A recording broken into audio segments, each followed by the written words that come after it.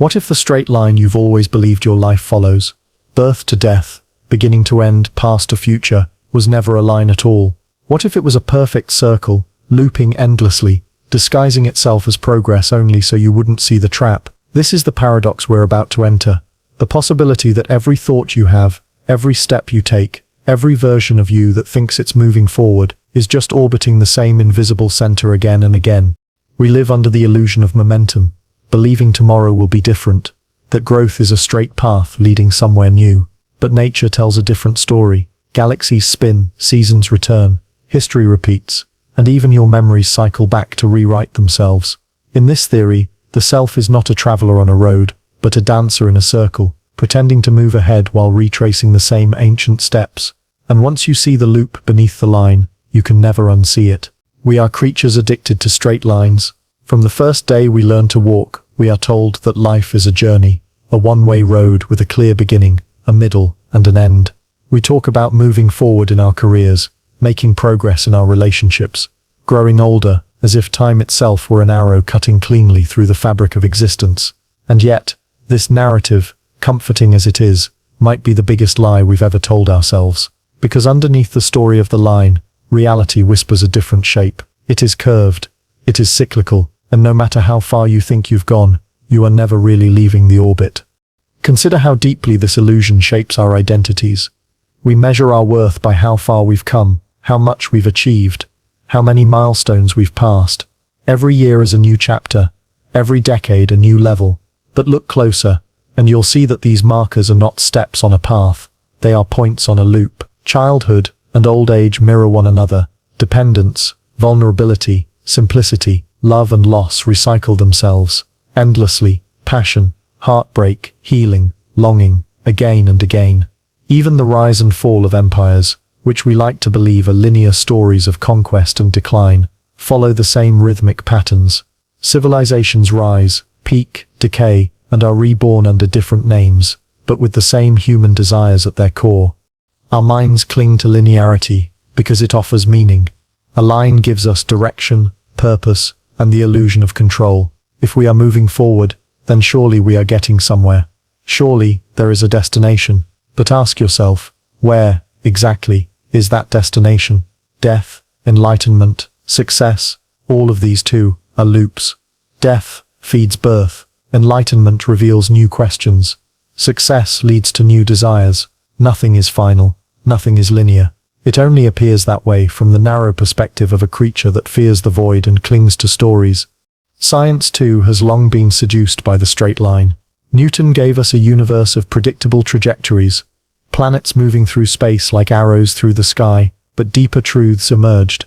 Einstein's space-time is curved, not flat. The universe is expanding, yes, but expanding in a circular dance around itself. Even time, which we imagine as a line from past to present to future, bends back in on itself, in ways we barely understand. Black holes warp it into loops. Quantum particles ignore its arrow entirely. The deeper we peer into reality, the less linear it becomes. This illusion of linearity also infects how we think about ourselves. We imagine personal growth as a staircase, each experience a step higher than the last. But the psyche is not a staircase. It is a spiral. Old wounds resurface.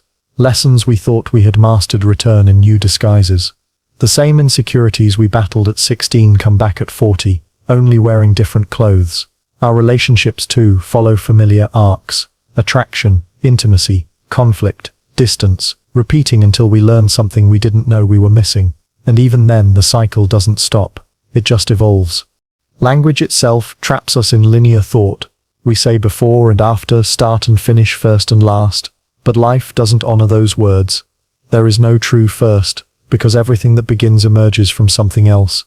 And there is no last, because everything that ends leaves something behind. The tree that dies feeds the soil for the next. The sunset gives birth to night, and night to dawn. Even you, who believe yourself to be a single point on a timeline, are made of recycled atoms. The dust of dead stars, the molecules of ancient oceans, the DNA of ancestors who lived and died and lived again through you. And yet, we resist the loop. Why? Because the idea of going in circles feels meaningless. A line promises progress. It gives us hope that we are heading towards something better. But a loop? A loop suggests we are stuck, doomed to repeat ourselves. This is the misunderstanding. Loops are not prisons. They are the pattern that allows existence to sustain itself. Without cycles, nothing could continue. Without repetition, there would be no rhythm, no memory, no self. Even consciousness itself is a loop. Neurons firing in feedback circuits, perception bouncing between input and interpretation, awareness feeding back into itself until I appears. To see the loop is not to despair. It is to wake up. It is to realize that forward and backward are illusions born of a limited view. Imagine watching a carousel from above. The horses rise and fall, the music plays, and from a distance, it seems they are moving endlessly forward. But step closer, and you see the truth. They are going nowhere, only circling. Now imagine stepping onto the carousel with full awareness. You still circle, yes, but now you understand the ride. You stop searching for the exit, and start paying attention to the rhythm, the patterns, the scenery that repeats but is never quite the same. Even the self you believe is progressing, learning, evolving, changing, is caught in a deeper orbit. The person you were as a child still echoes in your thoughts. The person you might become already shapes the decisions you make today. Past, present, and future are not points on a line but reflections folded in on each other. You are not moving through time. Time is moving through you, looping itself into the story you call me. The lie of linearity isn't evil. It is a necessary illusion, a way for a finite mind to make sense of an infinite dance. But if you are willing to look beyond it, you may begin to see that the path you thought was leading you somewhere new is in fact leading you right back to where you started. Only now you arrive with your eyes open. And that perhaps is the real purpose of the loop. Not to trap you, but to teach you that the destination was never somewhere else. It was always here, where the circle meets itself again. When you accept that, the question changes. Instead of asking, where am I going? You begin to ask, what is repeating, and why? In that question lies a deeper kind of freedom, one that doesn't depend on escape but on understanding, because in the end, the line is not the truth. The loop is, and you were never meant to run from it, only to recognize yourself inside it.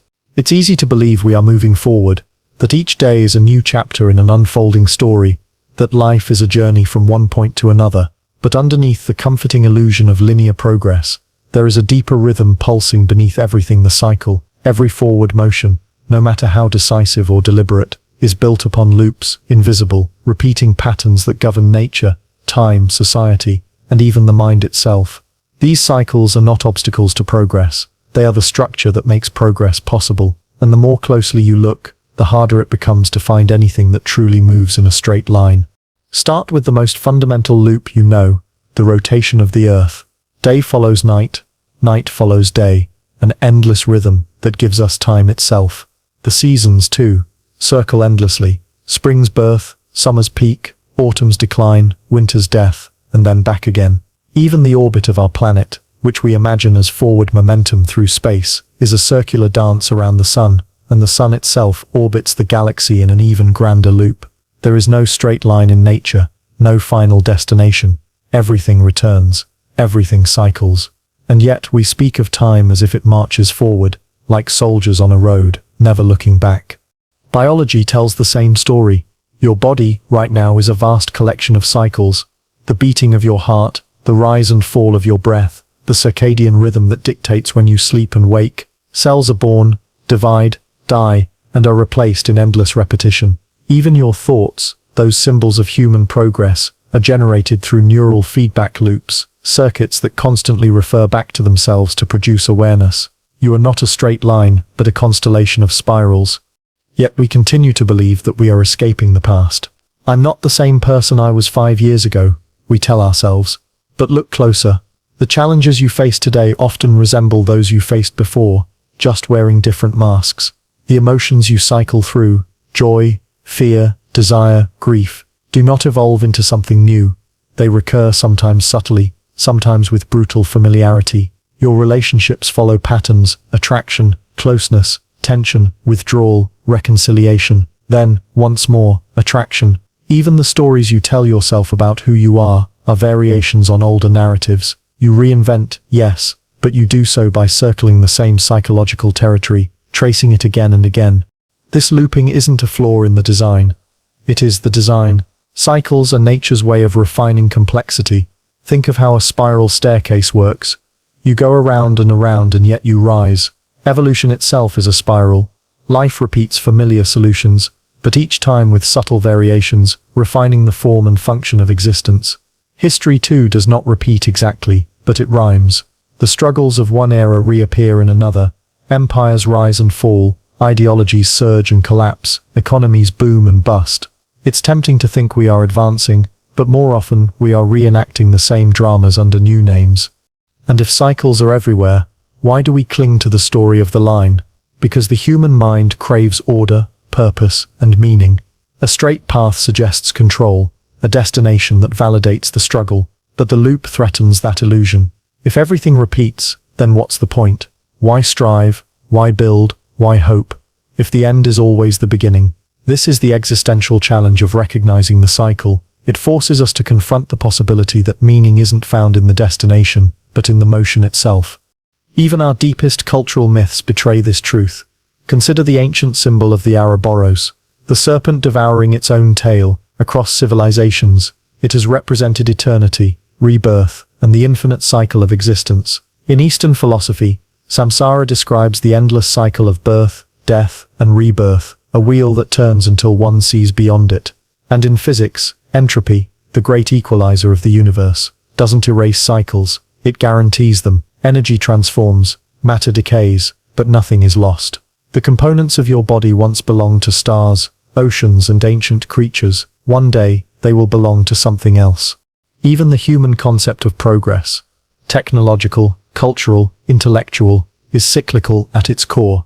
Civilizations innovate, reach peaks of knowledge, collapse, and forget, only to rediscover the same truths centuries later. Philosophies once dismissed as primitive resurface as cutting-edge insights. Spiritual practices once deemed outdated become modern wellness trends. We are constantly circling back to what we've already known, dressing it in new language, forgetting its origin, and calling it discovery. Understanding this changes everything. It dissolves the illusion that we are racing towards some final breakthrough, some definitive state of perfection. Instead, it invites us to see life as a series of returns, each one deeper, richer, more nuanced than the last. Growth, then, is not a straight climb up a mountain, but a spiral descent into understanding, a repeated encounter with the same truths until we finally grasp their depth. It also changes how we experience failure and success. If life is a line, then failure feels catastrophic, a deviation from the path, a fall backward. But if life is a loop, then failure is simply a necessary curve, part of the rhythm that carries you forward by carrying you back. The same is true of loss, regret, and pain. They are not detours from progress, but essential turns in the cycle that teach, refine, and deepen you. And perhaps the most profound shift comes in how we understand time itself. Instead of racing forward in panic, desperate to get somewhere before time runs out, we might begin to see time as a wheel turning within us and around us. We are not moving toward the future. The future is continuously becoming the present, and the present continuously becoming the past, in an eternal circulation. Once you see this, the illusion of the straight path dissolves. The goal stops being forward and becomes aware. You stop obsessing over destinations and start noticing the patterns, how they repeat, how they evolve, how they teach, and in that awareness, the loop ceases to feel like a trap. It becomes a dance, one you were never meant to escape, only to join consciously. The truth is simple but unsettling. Beneath every straight line lies a circle. Beneath every story of progress is a story of return. And beneath every forward step you take is the quiet pull of something that has already happened and will happen again. You are not walking away from your past. You are walking deeper into its orbit, and that is not a failure of the human journey. It is the essence of it. We speak of time as if it were a river, flowing steadily from the mountains of the past toward the ocean of the future, carrying us helplessly along in its current. We imagine ourselves swept forward, older with every heartbeat, wiser with every experience, forever leaving behind what was and moving toward what will be. But what if that image is completely wrong? What if time is not a river but a wheel, spinning endlessly in place, giving the illusion of movement while remaining in the same eternal orbit? What if the past, present, and future are not distinct points on a line, but overlapping layers of the same circular pattern, replaying themselves under different names in different forms, again and again? Think about how you measure time. A clock spins its hands in circles. A calendar repeats its months and days. The Earth rotates, the Moon orbits, the planet swings around the Sun. Every unit we use to measure time is itself a cycle. Even our bodies follow the rhythm, sleeping and waking, inhaling and exhaling, living and dying. And yet, despite being surrounded by circles, we persist in believing that time itself is linear, that each second that passes disappears forever, never to return. But deep down, nature seems to disagree. Consider this. If time were truly linear, why does history feel so familiar? Why do wars repeat for the same reasons? Why do societies rise and fall in eerily similar patterns? Why do human desires for power, love, meaning, control never evolve beyond the same basic scripts? We convince ourselves that the future is new and unprecedented, but strip away the details, and you'll find echoes of the past in every present moment. Empires collapse under the same arrogance. Revolutions are sparked by the same despair. Technologies change, but human nature doesn't. It loops back, century after century, wearing new costumes but playing the same roles. Even in your own life, time reveals its circular nature. The decisions you make are shaped by memories of the past, and those decisions will one day become the memories shaping your future. Each stage of life mirrors another. The dependence of infancy returns in old age. The impulsiveness of youth resurfaces in midlife crises. The hunger for meaning that defined your 20s haunts you again in your 50s. You grow, yes, but you also return. It is not a straight line from ignorance to wisdom, but a looping spiral, where each revolution brings you back to familiar territory with a slightly altered perspective. Physics, too, has begun to challenge the old narrative of time as a one-way road. Einstein showed us that time is not absolute. It bends, stretches, and curves depending on gravity and motion.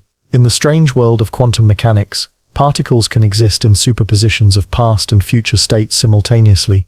Some theories even suggest that time is not fundamental at all, that it emerges from deeper, timeless structures in the universe. If that's true, then our perception of time moving forward may be a mental construction, a necessary illusion our brains use to make sense of cyclical patterns they cannot otherwise comprehend. But why do we cling so fiercely to the idea of time as a line? Because it gives us comfort. A line promises progress. It tells us that the past is behind us, that we can leave our mistakes where they belong and move towards something better. It reassures us that death is an ending, that once the line stops, the story is over. But if time is a circle, none of that holds. The past isn't behind you, it's beneath your feet, waiting to rise again. Death isn't an ending, it's a return to the soil that will nourish new life. And progress isn't a journey forward, it's a revolution around the same axis. One that can either deepen your understanding or trap you in repetition, depending on how consciously you walk it. This is the heart of the human condition. We are time-bound beings living in a cyclical reality. Our memories are a loop. We revisit them constantly, reshaping them with each pass. Our plans for the future are just recycled fragments of past desires projected forward. Even language reflects the cycle. History repeats itself. What goes around comes around. Those who don't learn from the past are doomed to repeat it. These phrases aren't metaphors. They are descriptions of how reality behaves. Look at the sky tonight and think about this. The light from distant stars that reaches your eyes may have left its source millions of years ago. In a sense, you are looking into the past, a past that still exists, still touches the present. Likewise, the future already influences you. Anticipation changes your choices. Expectations shape your emotions. The future, in a subtle way, pulls you toward itself just as the past pushes from behind. You are not moving along a timeline. You are orbiting within a field of overlapping influences, all of them existing simultaneously. So what happens when you stop seeing time as a straight path and start seeing it as a circle? Everything changes. Regret becomes less heavy when you realize the past is not gone. It is still here, offering its lessons every time you revisit it. Anxiety about the future loosens its grip when you understand that the future isn't waiting somewhere far ahead. It is already woven into the present, waiting for you to meet it again. Even death loses its sting when you understand that endings and beginnings are the same point on the circle, two sides of the same rotation. Perhaps this is why so many ancient philosophies described time not as a march, but as a wheel. The Hindus call it Kalachakra, the wheel of time. The Stoics spoke of eternal return, the idea that everything that has happened will happen again. Nietzsche imagined a universe endlessly repeating itself, each moment looping back eternally. And in Buddhism, enlightenment is not found by racing toward the future, but by stepping out of the cycle altogether, seeing the wheel for what it is. Maybe we cannot escape time's circle, but we can stop being deceived by its disguise. We can stop chasing a future that is already here, and mourning a past that never truly left. We can live in the center of the wheel, the still point where past, present, and future converge, and watch it spin without losing ourselves in the illusion of direction. Because once you understand that time does not move forward, you stop trying so hard to outrun it. You begin, instead, to move with it. And in that movement, the line dissolves, and the circle reveals itself, not as a trap, but as the true shape of existence. We're taught to think of beginnings and endings as opposites. The first breath and the last, the first step and the finish line, the sunrise and the sunset. Our language builds walls between them. We start a project and complete it. We begin a life and end it. We set out on a journey and arrive at a destination. But what if these opposites are illusions? What if every origin is also an ending in disguise, and every destination is just another beginning, a return to the place we never truly left? The more deeply you examine the patterns of existence, the more this strange truth begins to reveal itself. There is no real beginning or end, only different points along the same circle. Think of the most fundamental cycle you know, life and death. They appear to be endpoints of a line, but they are not. Death is not the opposite of life. It is its condition. It is the transformation that allows life to continue. The leaf that falls to the forest floor becomes the soil from which new roots drink. The body that dies becomes the nutrients that feed new generations. The final breath is not a period but a comma, a pause in a sentence that has no final punctuation. And the same is true in reverse. Birth is not the start of life, but the continuation of something far older. A process of change that began long before you were conscious of it. The atoms that form your body are billions of years old. They have existed in countless forms before you, and they will exist in countless forms after. Your beginning is simply their latest configuration. This cyclical nature extends far beyond biology. Consider any creative process. A writer finishes a book and calls it the end, but for the reader, that ending is a beginning, a spark of thought, a new perspective, a chain reaction of emotions and questions. The ending of one mind's labor becomes the origin of another's journey. The same is true for inventions. The final product of a technology becomes the foundation for the next innovation.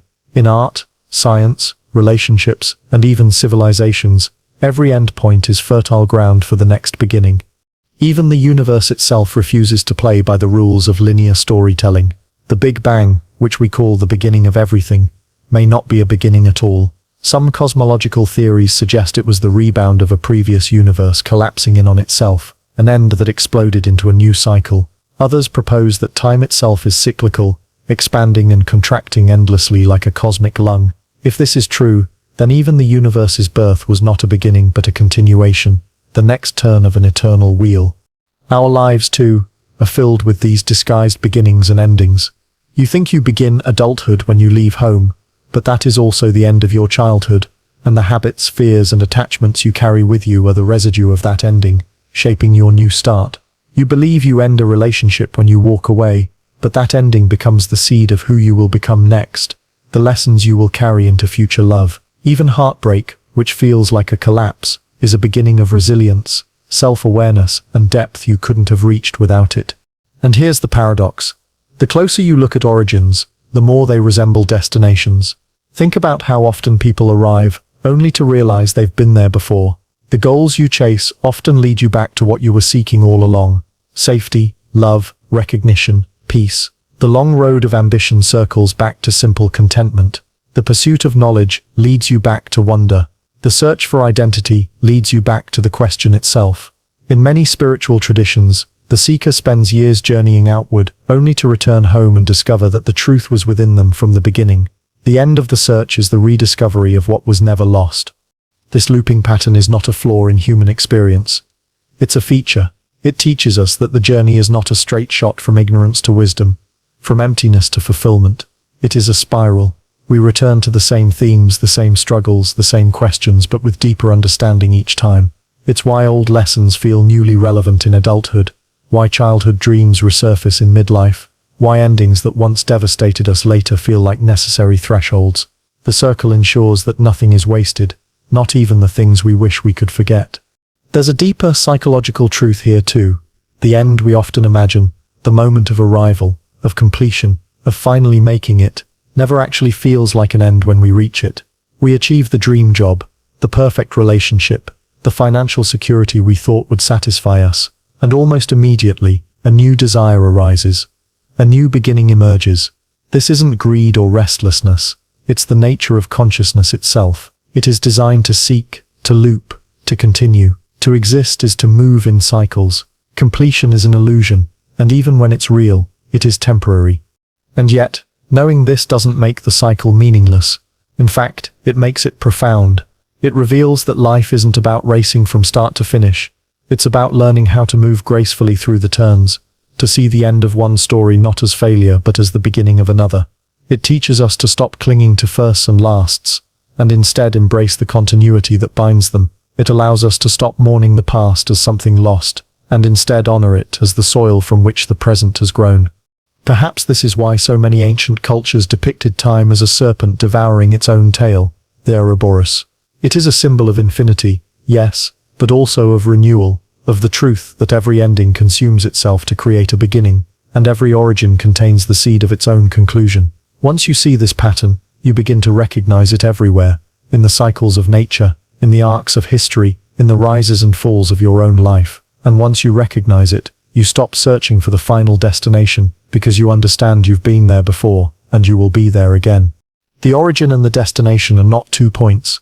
They are the same point, glimpsed from different angles on the same circle, and perhaps the deepest wisdom is not to reach the end at all, but to walk the loop with awareness, to greet each new beginning with the knowing smile of someone who's been here before, because in truth, you always have, and you always will.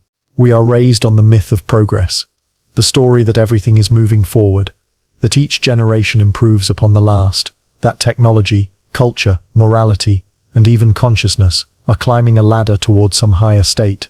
This belief is comforting. It gives purpose to our struggles and meaning to our ambitions. It's why we celebrate advancement, worship innovation, and despise stagnation. But beneath this story lies a quieter, more unsettling truth. Progress is rarely a straight ascent. More often, it is a circle wearing the mask of a line, a looping repetition disguised as forward motion. Look around you. We build, destroy, and rebuild the same systems over and over. Empires rise and fall in predictable arcs. Political movements surge, ossify, collapse, and resurface under new names. Economic booms lead to inevitable crashes, which plant the seeds for the next boom. Wars are fought for the same reasons. Territory, resources, ideology, only the technology changes. Even the most revolutionary ideas often turn out to be reimaginings of ancient philosophies. Human behavior repeats, because human nature remains constant. Desire, fear, greed, hope, love. They are the engines of our species, and they drive the same cycles now that they did thousands of years ago. Consider democracy. We treat it as a modern invention, a pinnacle of political evolution. Yet its principles were debated in ancient Athens.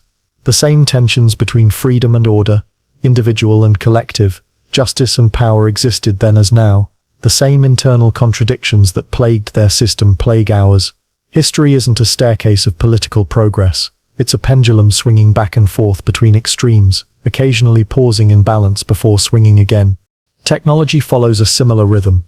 Each new innovation is heralded as a leap forward, a departure from the past. But most breakthroughs are not truly new. They are reiterations of the same fundamental impulses: to communicate, to travel faster, to live longer, to understand more. Fire led to the steam engine, which led to the internal combustion engine, which led to the electric car. Each step seemingly linear, but all serving the same basic desire. Even the digital revolution, for all its novelty, is just another manifestation of humanity's ancient craving to store, share, and preserve knowledge. A drive that once carved stories into stone tablets, and now encodes them in silicon. The same is true of art, philosophy, and science. Every generation believes it is breaking new ground, but it is often rediscovering old truths. Philosophers today wrestle with questions about consciousness, reality, and morality that preoccupied thinkers in ancient Greece and India. Modern artists break from tradition, only to create new traditions that future generations will reject and revive in turn. Science marches forward, yes, but its revolutions, from Newton to Einstein to quantum mechanics, are less about abandoning the past than refining it, cycling back with deeper precision and broader perspective. Even on a personal level, what we call growth is often a form of repetition. You may feel you are evolving, becoming wiser, more mature, more self-aware, and in many ways, you are. But look closer, and you'll notice patterns. The same emotional challenges resurface in different forms. The same fears that held you back in your 20s return in your 40s, only wearing different masks. The same lessons you thought you'd mastered present themselves again, demanding deeper understanding. This isn't failure, it's the nature of growth. Progress doesn't mean leaving the past behind, it means returning to it from a higher vantage point. Think of it like climbing a spiral staircase. From a distance, it looks like you are moving in circles, but with each loop, you rise a little higher. You pass the same points again and again, but each time you see them differently. This is the paradox of progress. It is both repetitive and transformative. The circle never ends, but your perspective within it changes. That change, subtle, incremental, often invisible, is where real evolution happens. Yet, we resist this truth because it deflates the narrative of linear achievement. It suggests that we are not marching toward utopia, but orbiting within an eternal pattern. And if that's the case, what is the point of striving? Why innovate? Why explore? Why improve, if we are only repeating ourselves? The answer lies in how we define progress. If we see it as a destination, a final state of perfection, then yes, the loop seems futile. But if we understand progress as a deepening, a refinement, a more conscious repetition of timeless patterns, then the cycle becomes meaningful. In fact, repetition is not the enemy of growth, it is its mechanism. Every biological system relies on repetition to evolve. DNA replicates itself again and again, introducing small variations that accumulate over millennia into complex life. Your muscles grow stronger through repeated stress and recovery. Your memory strengthens through repeated recall. Repetition isn't stagnation. It is how complexity emerges from simplicity, how mastery arises from practice. The illusion of linear progress also blinds us to the wisdom embedded in cycles. Because we believe we are beyond the past, we ignore its lessons, only to repeat its mistakes. But when we accept that progress is a loop, we become better students of history. We start to see the patterns before they complete their rotation. We recognize the warning signs of decline when they first appear. We understand that solutions are rarely new. They are rediscoveries of forgotten knowledge, applied in new contexts. And perhaps most importantly, we learn humility. The myth of the line encourages arrogance, the belief that we are smarter, more advanced, more enlightened than those who came before. The truth of the loop reminds us that we are not the culmination of history, but participants in its ongoing rhythm. We are not standing at the peak of a mountain, but walking around its slopes, passing familiar landscapes from slightly different angles. Progress, then, is not about escaping the circle. It is about becoming aware of it.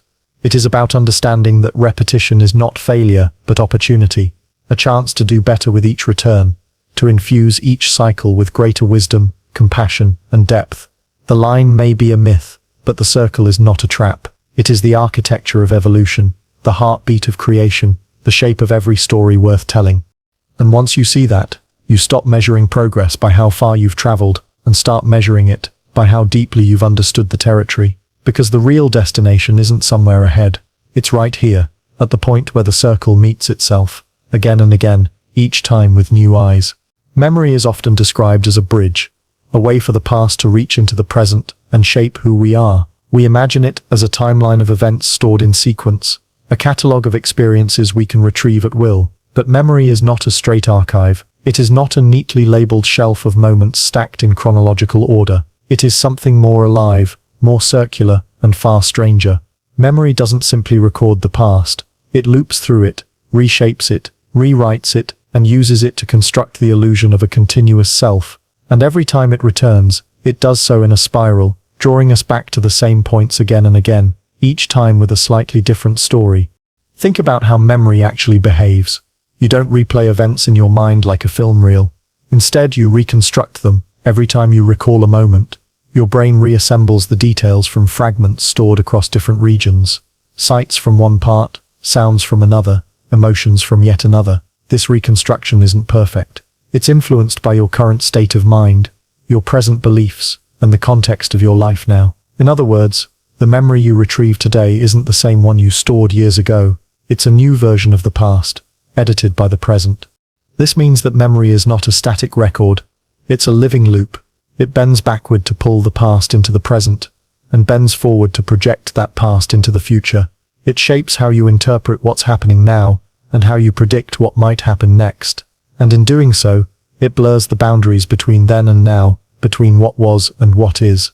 Even more unsettling is how memory repeats itself, often without our awareness. Certain experiences, especially those charged with strong emotion, leave deep grooves in the mind. They become recurring reference points that influence how we see the world long after the original event has passed.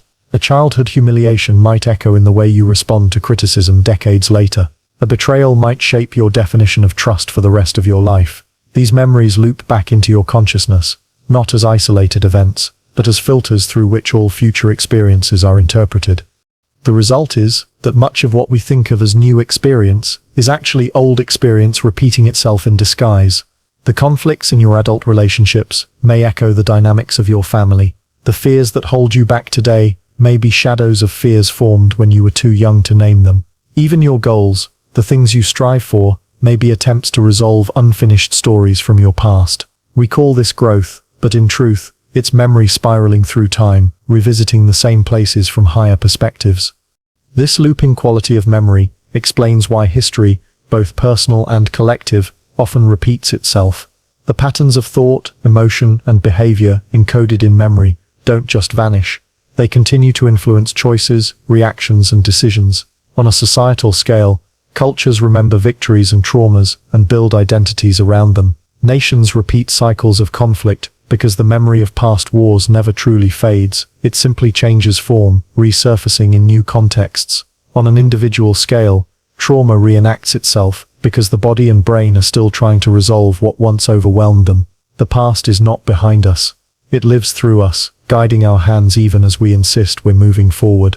And yet, this cyclical nature of memory is not a curse.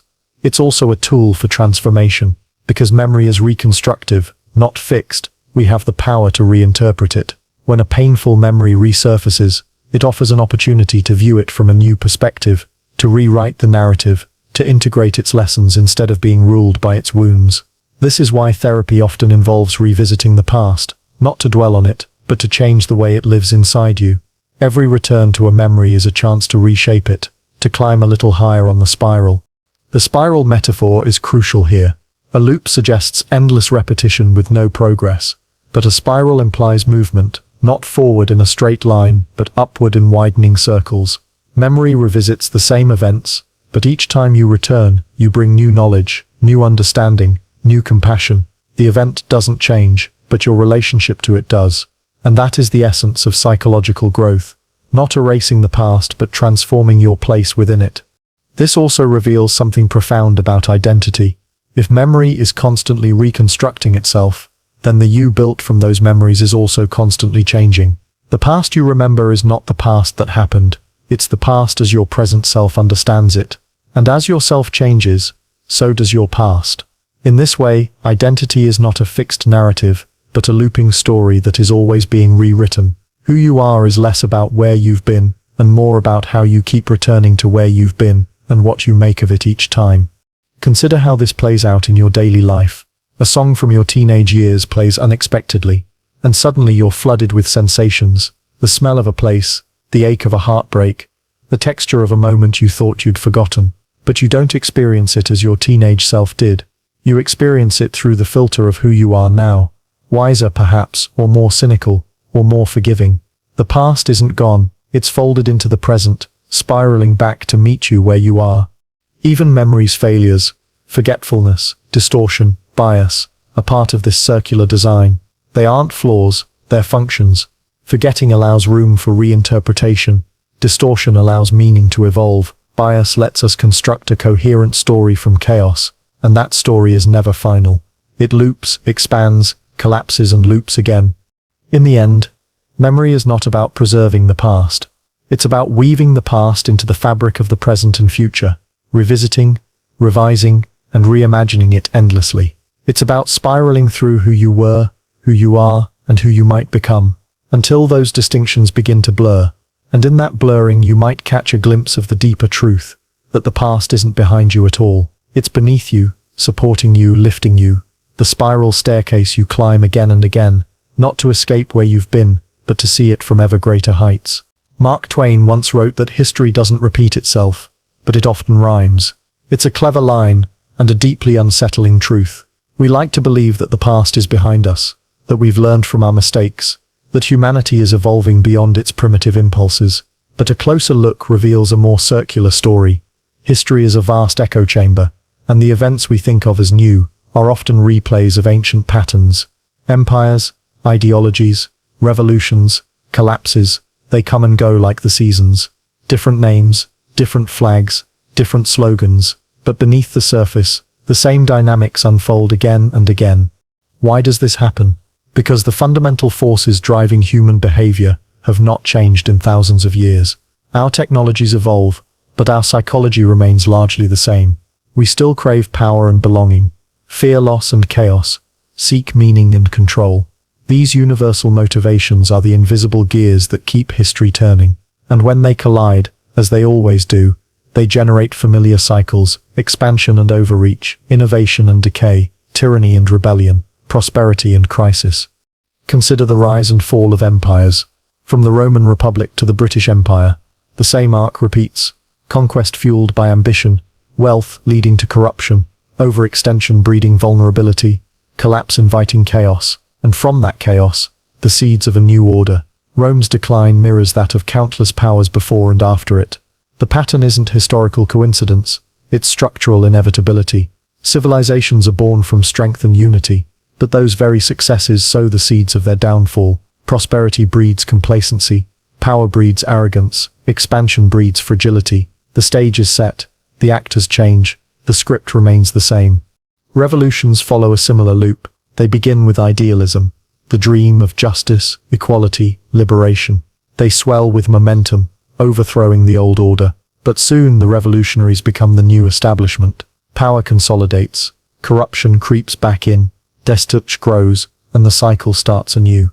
The French Revolution promised liberty and fraternity, but ended in terror and empire. The Russian Revolution sought equality, but birthed authoritarianism. Even modern movements, born in resistance, risk hardening into the very structures they once opposed. The rhythm is as old as humanity itself. Economic systems, too, follow circular rhythms. Booms and busts have defined markets since the earliest days of trade. A surge of innovation sparks growth. Optimism fuels speculation. Bubbles form, and eventually the bubble bursts, often catastrophically. Then, from the wreckage, new opportunities arise. The specifics: tulip mania, the Great Depression, the dot-com crash, the housing crisis, vary, but the underlying cycle does not. Human optimism and greed inflate, fear and panic deflate, and the process repeats.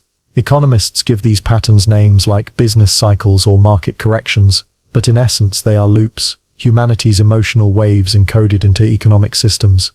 Even wars, the most tragic expressions of our collective behavior, follow these familiar contours. Tensions build over resources, ideology, or power. Diplomacy fails. Conflict erupts. It escalates beyond anyone's control, devouring lives and nations. Eventually, exhaustion leads to peace, often fragile and temporary. Treaties are signed, institutions are built, and people swear never again. But decades later, the same forces stir once more, and the wheel turns again.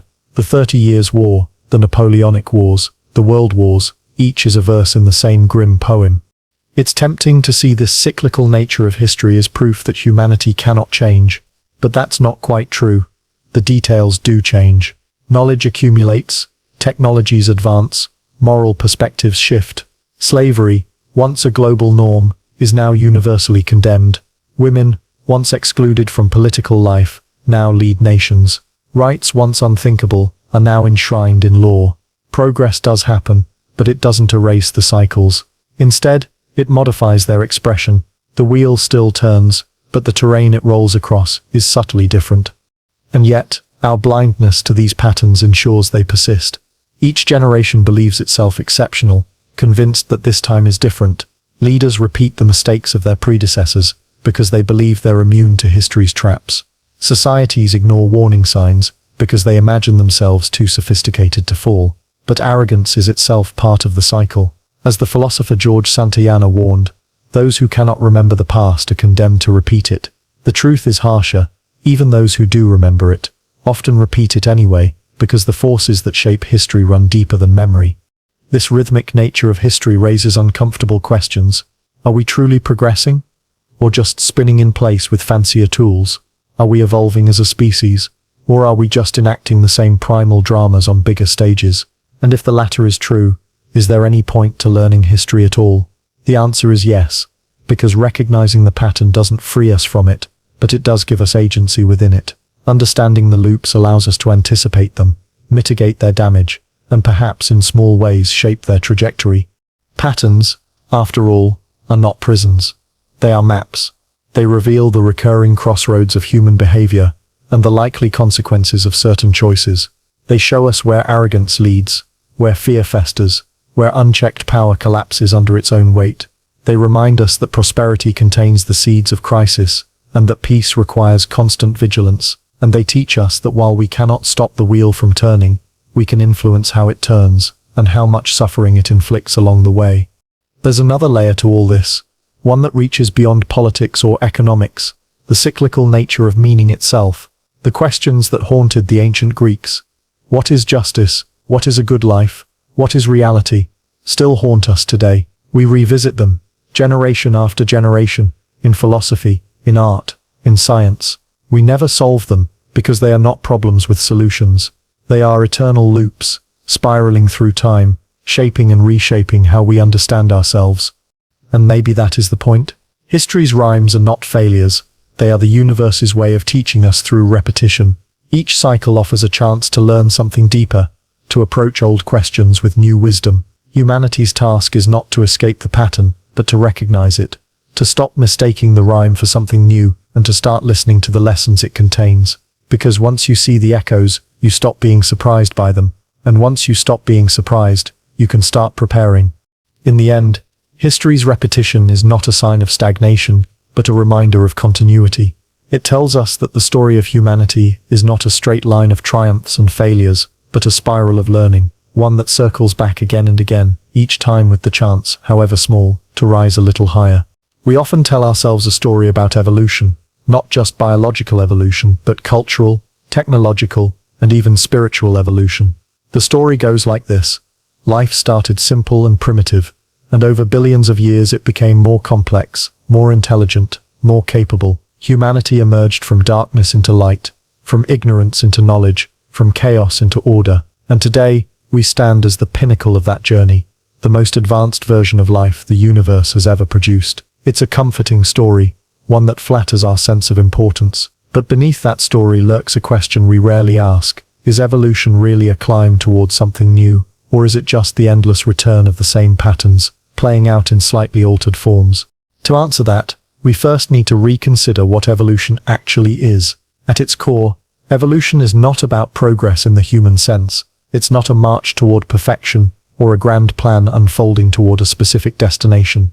Evolution is a process of adaptation, life responding to its environment, testing possibilities, failing, succeeding, and trying again. It's less like a ladder and more like a spiral, looping back on itself, repeating strategies, refining them, abandoning them, rediscovering them. It's an eternal cycle of variation and selection, birth and extinction, emergence and collapse.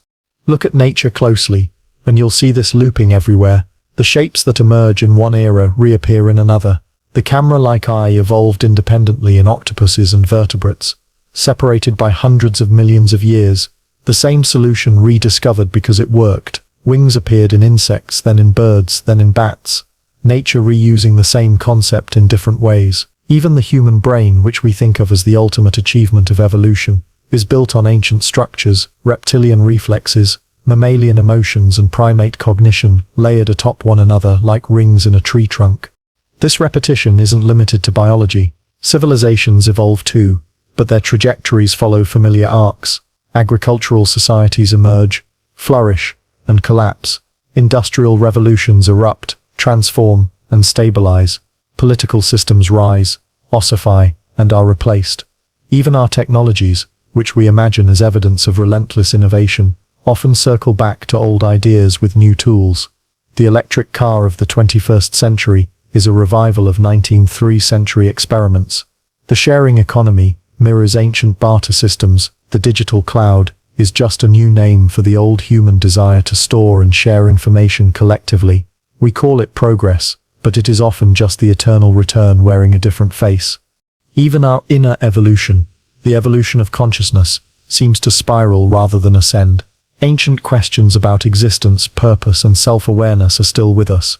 Our answers may be more sophisticated, but the questions themselves are unchanged. Philosophers in ancient Athens asked what it means to live a good life. Scientists today, armed with quantum mechanics and neuroscience, still grapple with what reality is. Religions thousands of years old continue to guide billions of people, because the fundamental dilemmas of human existence, mortality, suffering, meaning, have not changed. Consciousness evolves, yes, but it evolves by returning to the same questions from new vantage points.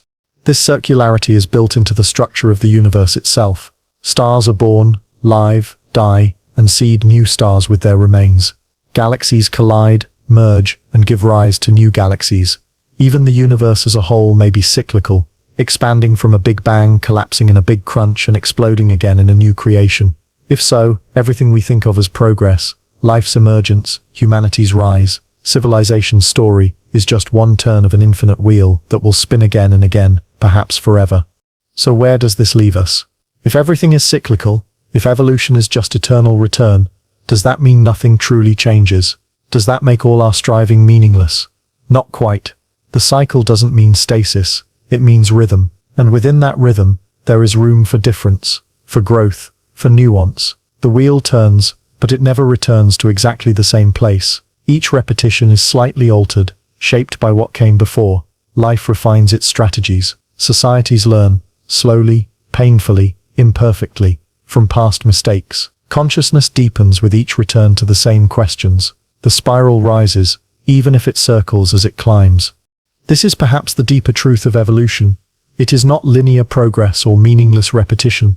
It is a dance between the two, a looping, spiraling motion that returns again and again to familiar patterns, but never in exactly the same way.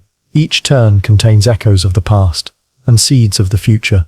Each cycle carries forward the memory of what came before, while opening new possibilities. And because of that, history does not simply repeat, it evolves. The concept of eternal return, famously explored by Nietzsche, can feel heavy, even nihilistic. If everything happens over and over again, why do anything? But Nietzsche meant it as a test.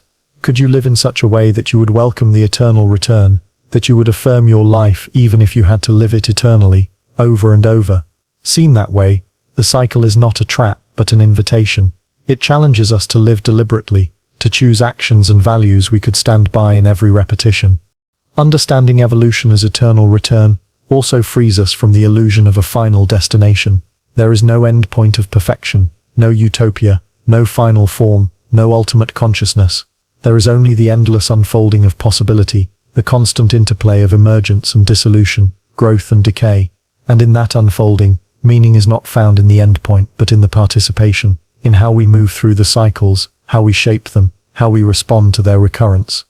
Maybe the story of humanity is not a straight climb from darkness to light, but a spiral staircase winding endlessly upward, revisiting the same steps, the same struggles, the same revelations, but from higher and higher perspectives. Maybe the purpose of life is not to escape the loop, but to embrace it, to understand that progress and repetition are not enemies but partners in the same dance. And once we see that, a quiet shift occurs. The future stops being a distant destination and becomes the next turn of the spiral. The past stops being something left behind and becomes the foundation beneath our feet. And the present, this moment, becomes not a fleeting point on a line, but the living edge of a circle that has no beginning and no end. If there is one force that drives the human story, that spins the wheel of civilization, that fuels our inventions, our conflicts, our art, our suffering, it is desire. Desire is the heartbeat of existence, the spark that propels us forward. It tells us that there's something more just beyond reach.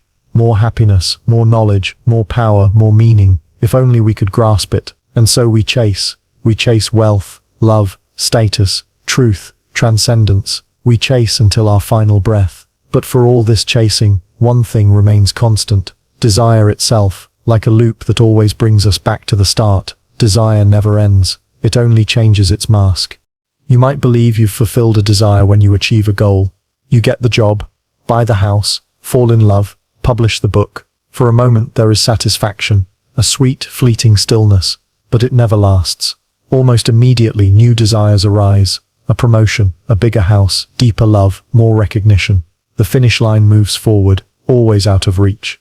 What we call progress is often just desire's cycle pulling us around again, like a horse chasing a carrot suspended forever in front of its face. This isn't just a quirk of human psychology. It's woven into the fabric of existence. Desire is evolution's engine. It pushes living beings to adapt, to seek food, shelter, mates, safety. Without it, life would stagnate. But what once ensured survival now often traps us in endless pursuit. Our desires, once rooted in necessity, now reach into every corner of existence, for luxury, control, immortality, enlightenment. And the irony is that the more we fulfill them, the more they multiply. Satisfaction doesn't extinguish desire, it feeds it. Philosophers have wrestled with this paradox for centuries. The Buddha identified desire tanha as the root of suffering, an endless craving that binds us to the wheel of samsara, the cycle of birth and rebirth. Stoic thinkers like Epictetus warned that peace comes not from satisfying desire, but from mastering it, from wanting less. Schopenhauer described desire as a will that drives all existence, an insatiable force that can never be appeased. Even modern psychology echoes these insights. Studies show that humans quickly return to a baseline level of happiness after achieving goals, a phenomenon called the hedonic treadmill. We run and run, but we remain in place. This cycle plays out not only in individuals but in entire civilizations. Societies desire expansion, more land, more wealth, more influence. They conquer, build, and accumulate until they reach their peak. Then, weighed down by their excess, they collapse, only for new powers to rise and desire to begin the cycle anew. Economic systems promise fulfillment through consumption, but they thrive precisely because desire never stops. Marketing isn't about satisfying needs. It's about manufacturing new ones. The machine of modern life runs on the illusion that happiness is always just one purchase, one achievement, one click away.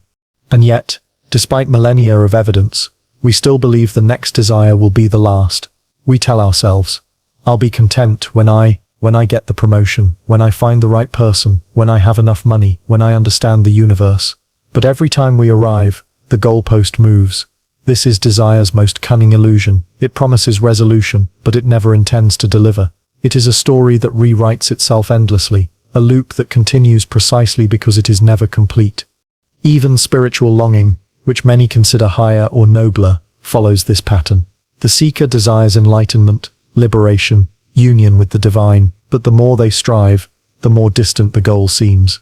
And if enlightenment comes, it often reveals itself not as an end, but as the beginning of a deeper search. Mystics across traditions speak of a paradox.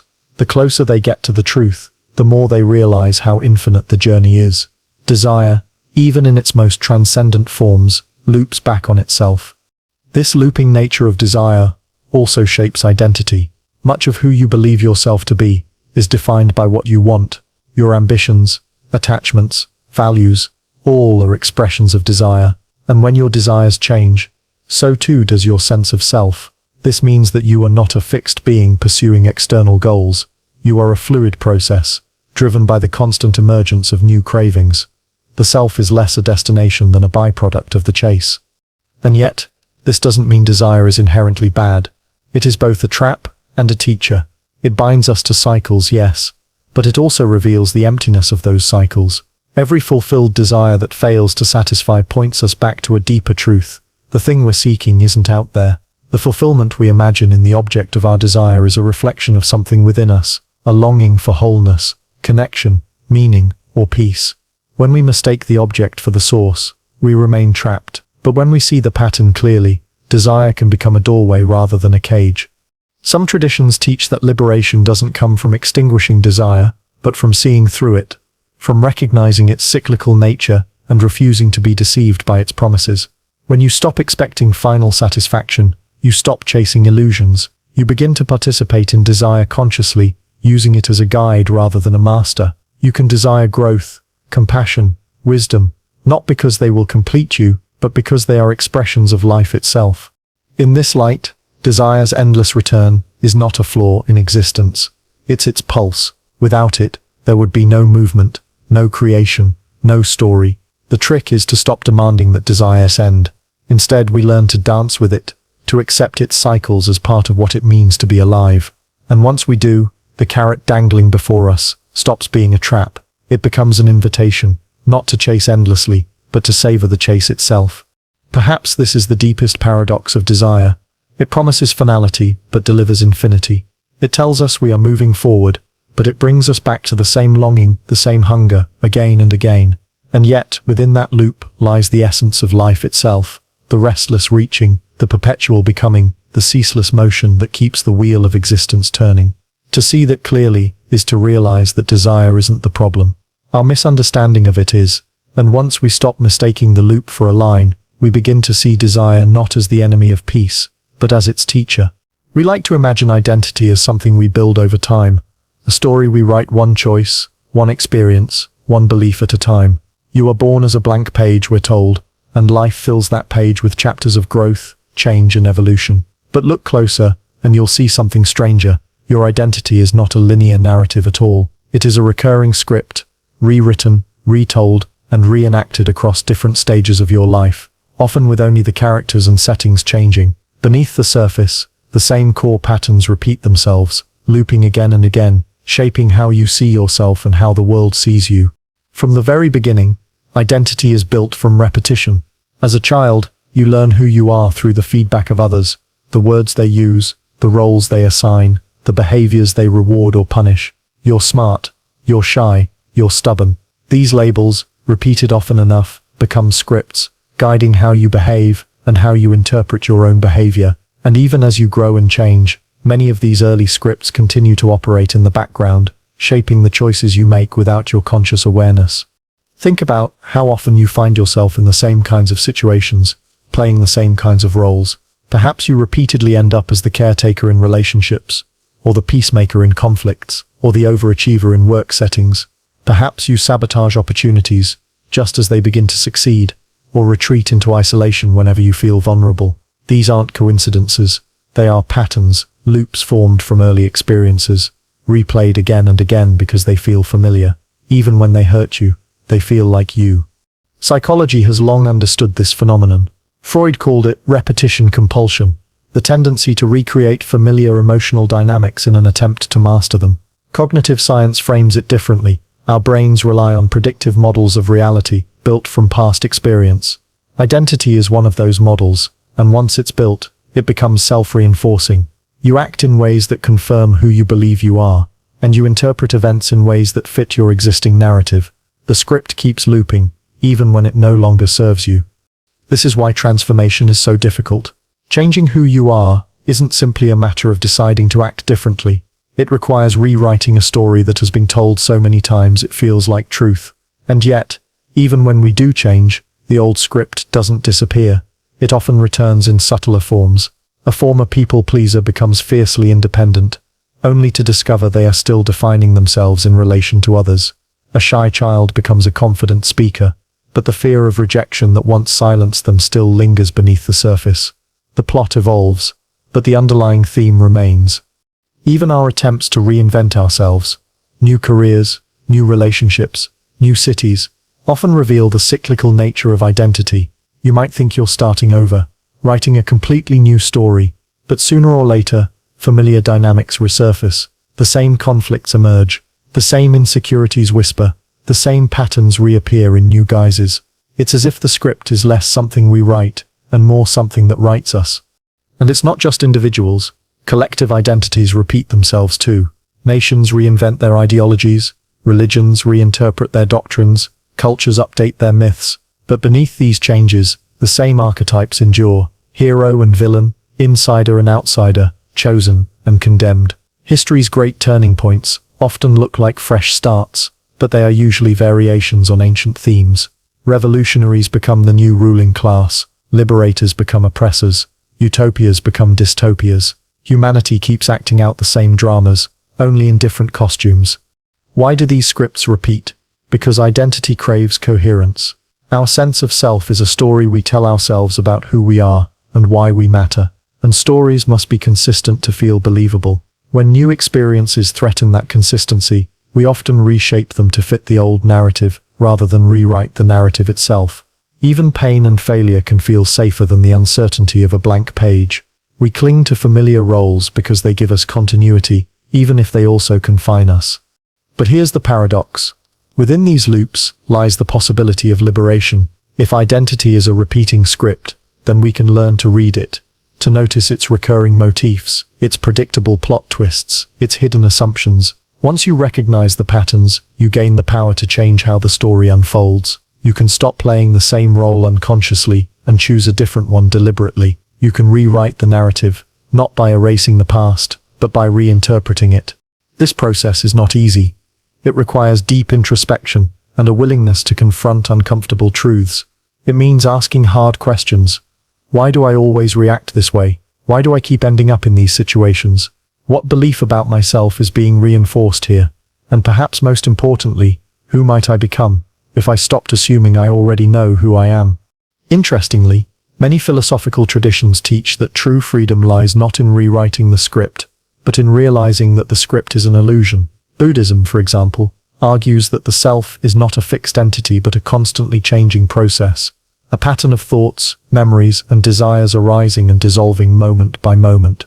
What we call identity is just the mind looping over itself, mistaking continuity for substance. Once this illusion is seen clearly, the grip of the script loosens. You stop being the actor and start watching the play. Even if we never reach that level of detachment, simply recognizing the looping nature of identity can change everything. It can make us more compassionate toward ourselves and others, because we see that much of our behavior is not a matter of willpower, but of deeply ingrained pattern. It can make us more intentional, less reactive, more curious about who we might become, and it can free us from the tyranny of labels that once seemed permanent. In the end, the story of who you are is not a straight line from birth to death. It is a circle, a set of recurring scenes and familiar characters, played out across the years in slightly different ways. But every return is an opportunity. Every repetition is a chance to choose differently. And perhaps the greatest act of self-realization is not to escape the script entirely, but to become the author of its next chapter, consciously, deliberately, and with the understanding that even if the story loops, it does not have to stay the same. Because the truth is this: you are not trapped in your identity. You are participating in it. And once you see that, you stop mistaking the loop for fate and start shaping the pattern into something that feels like freedom. Every thought you've ever had, every decision, belief, judgment, and realization probably felt like something new when it first appeared. You might have believed you were thinking independently, reasoning from fresh evidence, discovering truths for the first time. But what if that feeling was just another illusion? What if your thoughts aren't original lines moving forward, but well-worn loops circling back to the same places again and again, so subtly disguised that you don't even notice the repetition? The mind is a master illusionist, and one of its greatest tricks is convincing you that you're thinking freely when in fact, you're just replaying a script you've followed 1,000 times before. It starts with how thoughts are formed. The brain is not a blank slate generating brand new ideas every second. It's a predictive machine, constantly pulling from memory, past experiences, cultural conditioning, and emotional patterns to anticipate what comes next. Every thought you have is influenced by the thoughts you've had before, shaped by the feedback loops of memory and expectation. That's why your opinions tend to cluster around familiar ideas, why your fears echo old anxieties, and why your new solutions often resemble the ones you've tried in the past. You're not thinking in straight lines, you're looping. These loops are especially visible in how we make decisions. Imagine a simple choice. Say whether to pursue a risky opportunity. Your reasoning might feel spontaneous, but beneath it lies a predictable sequence, weighing potential loss against gain, recalling past failures, imagining future regret, rationalizing based on self-image. Most of us follow the same internal arguments every time a similar decision arises. The circumstances change, but the thought patterns remain remarkably stable. Even when we tell ourselves we're being bold or unconventional, we're usually just repeating old cognitive dances in new contexts. The illusion of original thinking is even stronger in beliefs. We like to imagine that our worldview is the product of rational analysis, that we've carefully examined evidence and arrived at independent conclusions. But most of our beliefs are inherited from family, culture, education, and environment, and once formed, they reinforce themselves through confirmation bias. We seek information that supports what we already think, interpret ambiguity in ways that validate our worldview, and dismiss contradictory evidence as unreliable. This self-reinforcing cycle ensures that even when we encounter new information, it's filtered through old assumptions. The result, beliefs that feel dynamic but are in truth static loops. The same looping occurs in our emotional responses. Have you ever noticed how certain triggers always produce the same thoughts? A small criticism spirals into self-doubt. A setback triggers catastrophic thinking. A compliment leads to overconfidence. These patterns can persist for decades, even when we're aware of them. The mind's tendency to revisit the same emotional reactions is not weakness, it's efficiency. Neural pathways become stronger the more they're used, so the brain naturally defaults to them. But this efficiency has a cost. It traps us in repetitive mental cycles that feel spontaneous but are anything but. Even creativity, the realm we most associate with originality, is built on looping. Every creative idea is a recombination of existing concepts, memories, influences, and experiences. Artists revisit the same themes, writers circle around the same obsessions, scientists return again and again to the same fundamental questions. The details change, but the patterns remain. And this isn't a flaw, it's how creativity works. The brain loops through familiar territory, then makes unexpected connections, innovation born not from pure invention, but from repetition seen from a new angle. Thought loops can also manifest as deeper, more insidious cycles, the narratives we tell ourselves about who we are and what our lives mean. These stories, I'm not good enough, I always mess things up, I'm destined for great things, people can't be trusted, become mental grooves we fall into automatically. They influence how we interpret events, how we behave, and even how we perceive reality. And because we act in ways that confirm these stories, they become self-fulfilling prophecies. This is the essence of a cognitive loop, a belief that shapes perception, perception that reinforces belief, and belief that shapes the next thought, round and round, indefinitely. Breaking free from these loops is difficult precisely because they are invisible. The thoughts feel new, the conclusions feel reasoned, the choices feel free, but they're often just echoes of yesterday's thinking. The first step to loosening their grip is awareness, noticing patterns as they unfold. If you can pause and observe your thoughts without immediately believing them, you might start to see the repetition. I've had this exact fear before. This judgment sounds familiar. I always respond this way to uncertainty. Such realizations may seem small, but they are cracks in the cycle. Once you begin to see the loops, you can work with them instead of being ruled by them. Practices like mindfulness and journaling can help.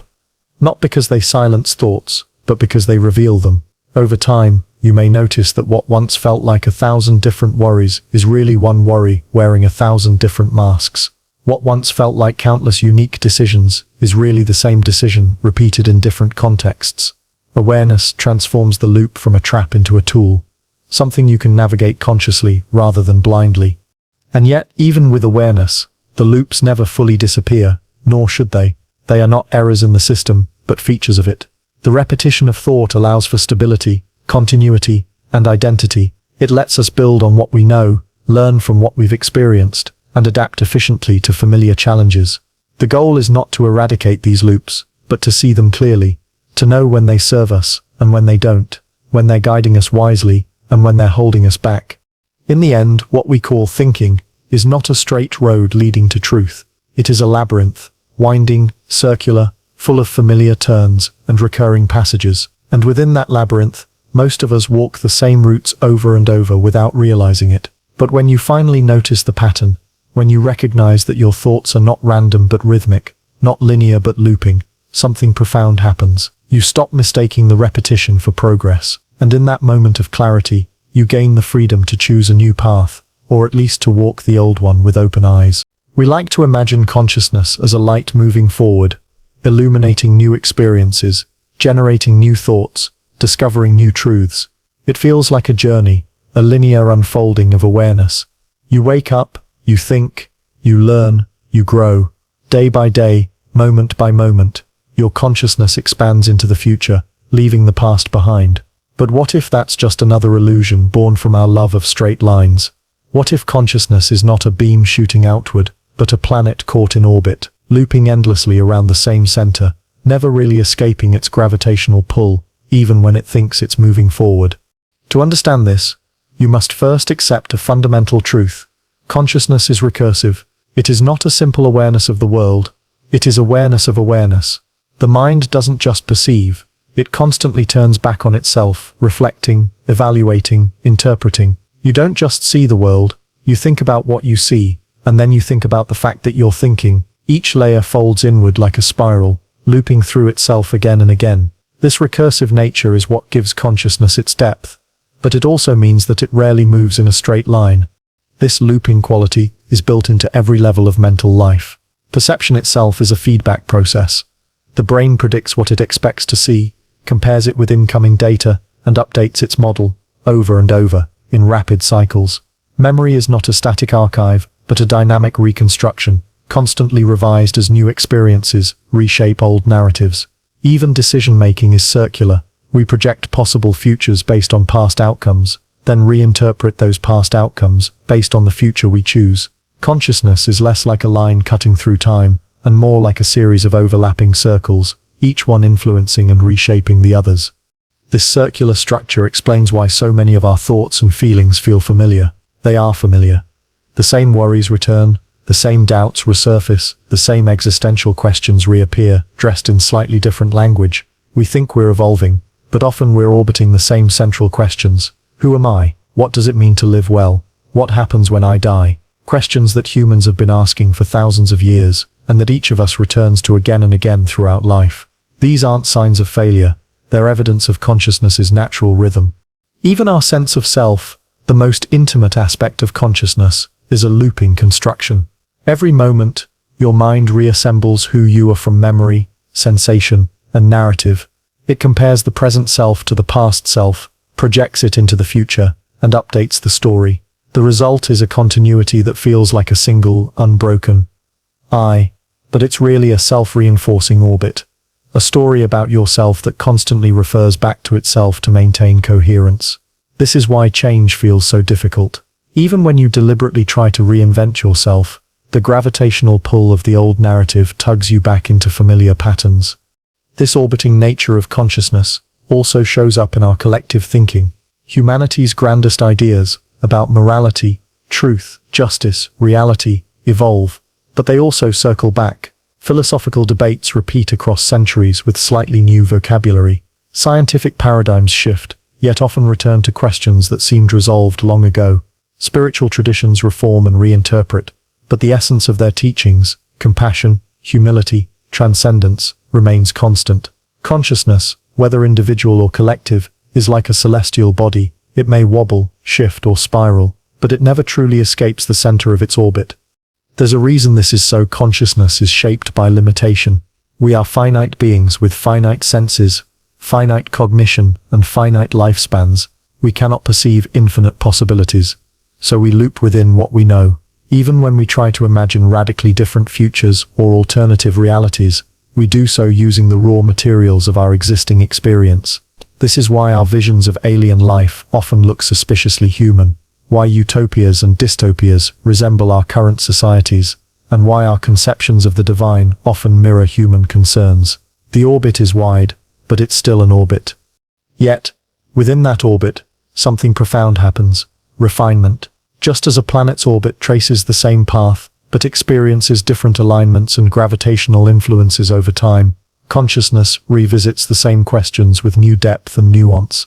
The worries that haunted you in adolescence may still linger in adulthood, but your relationship to them has changed. The existential fears that once terrified you may still arise, but now they prompt curiosity instead of panic. The orbit remains, but the vantage point shifts.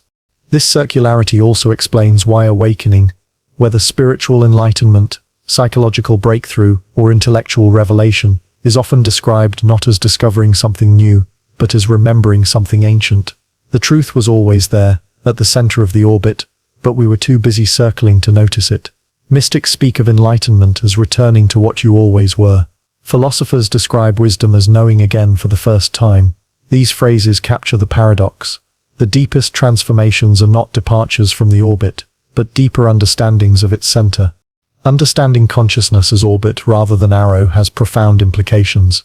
It dissolves the anxiety of not getting anywhere, because getting somewhere was never the point. It reframes repeated struggles not as failures, but as invitations to deeper insight. It shows that growth is not about escaping the loop, but about becoming more aware within it, noticing the patterns, exploring their subtleties, and choosing how to move through them. It also teaches humility.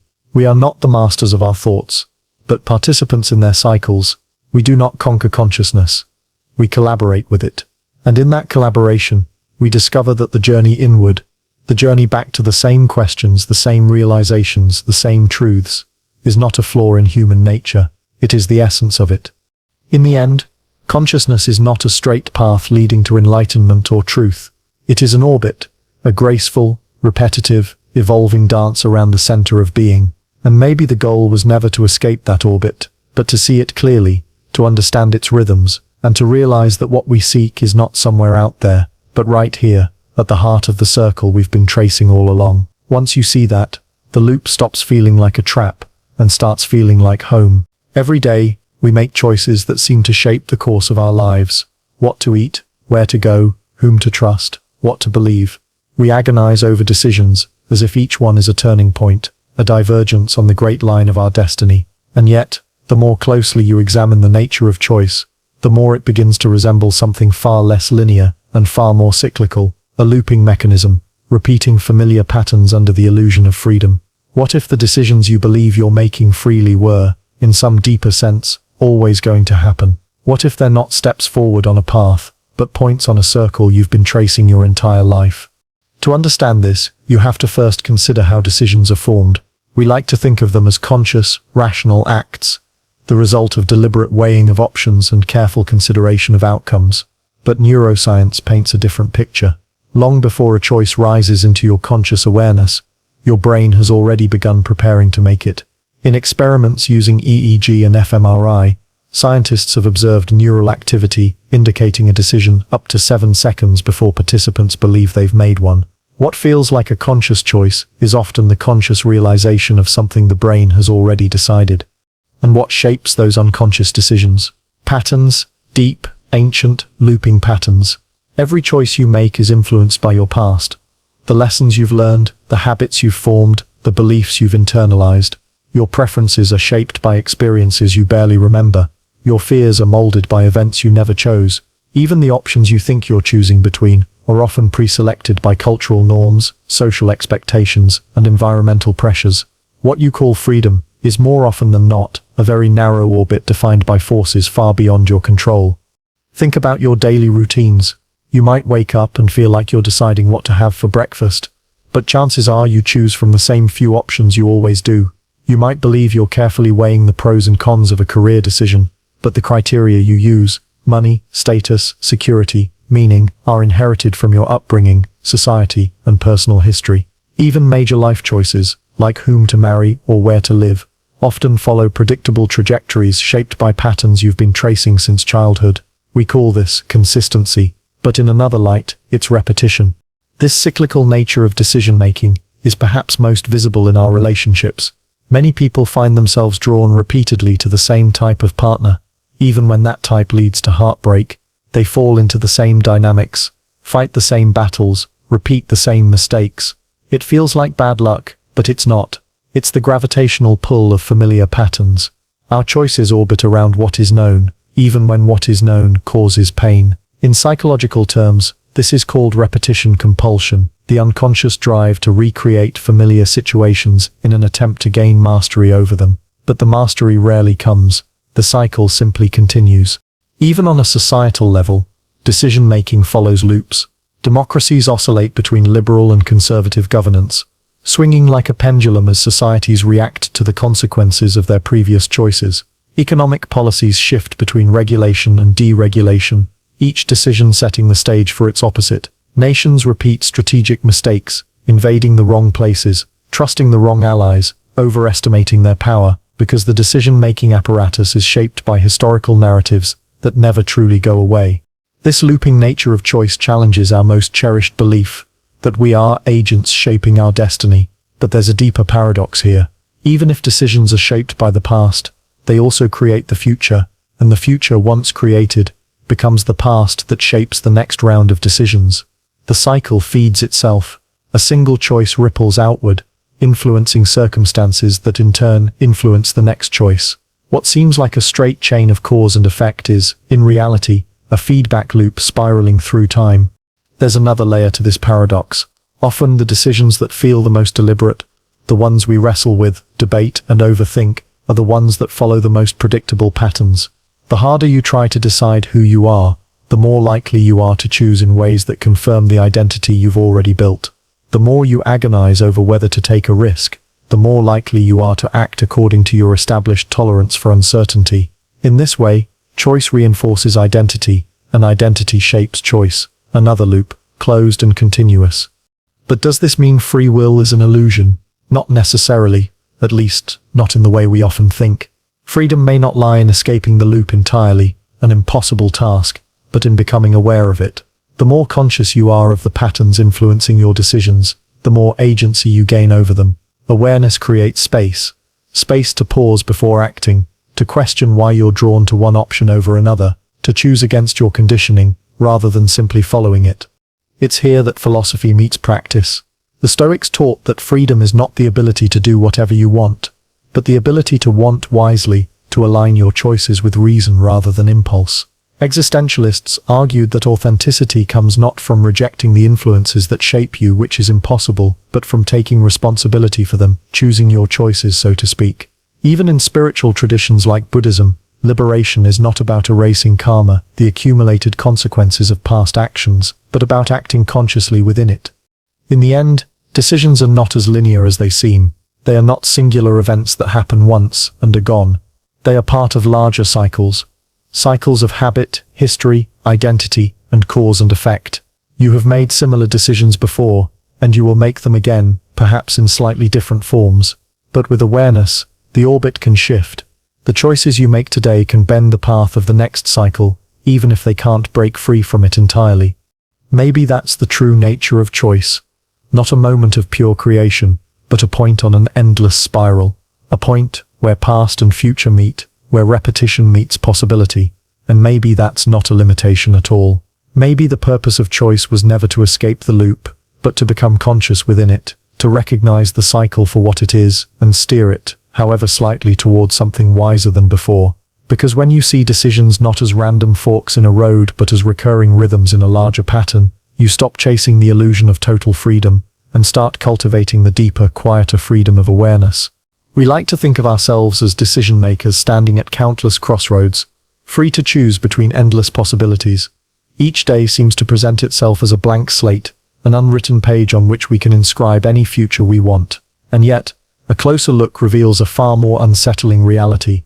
Many of the choices we believe we're making have in some fundamental sense already been made, by biology, by conditioning, by unconscious processes that unfold long before awareness enters the picture. The sense of choosing is often less about creating new outcomes, and more about noticing decisions that were already set in motion.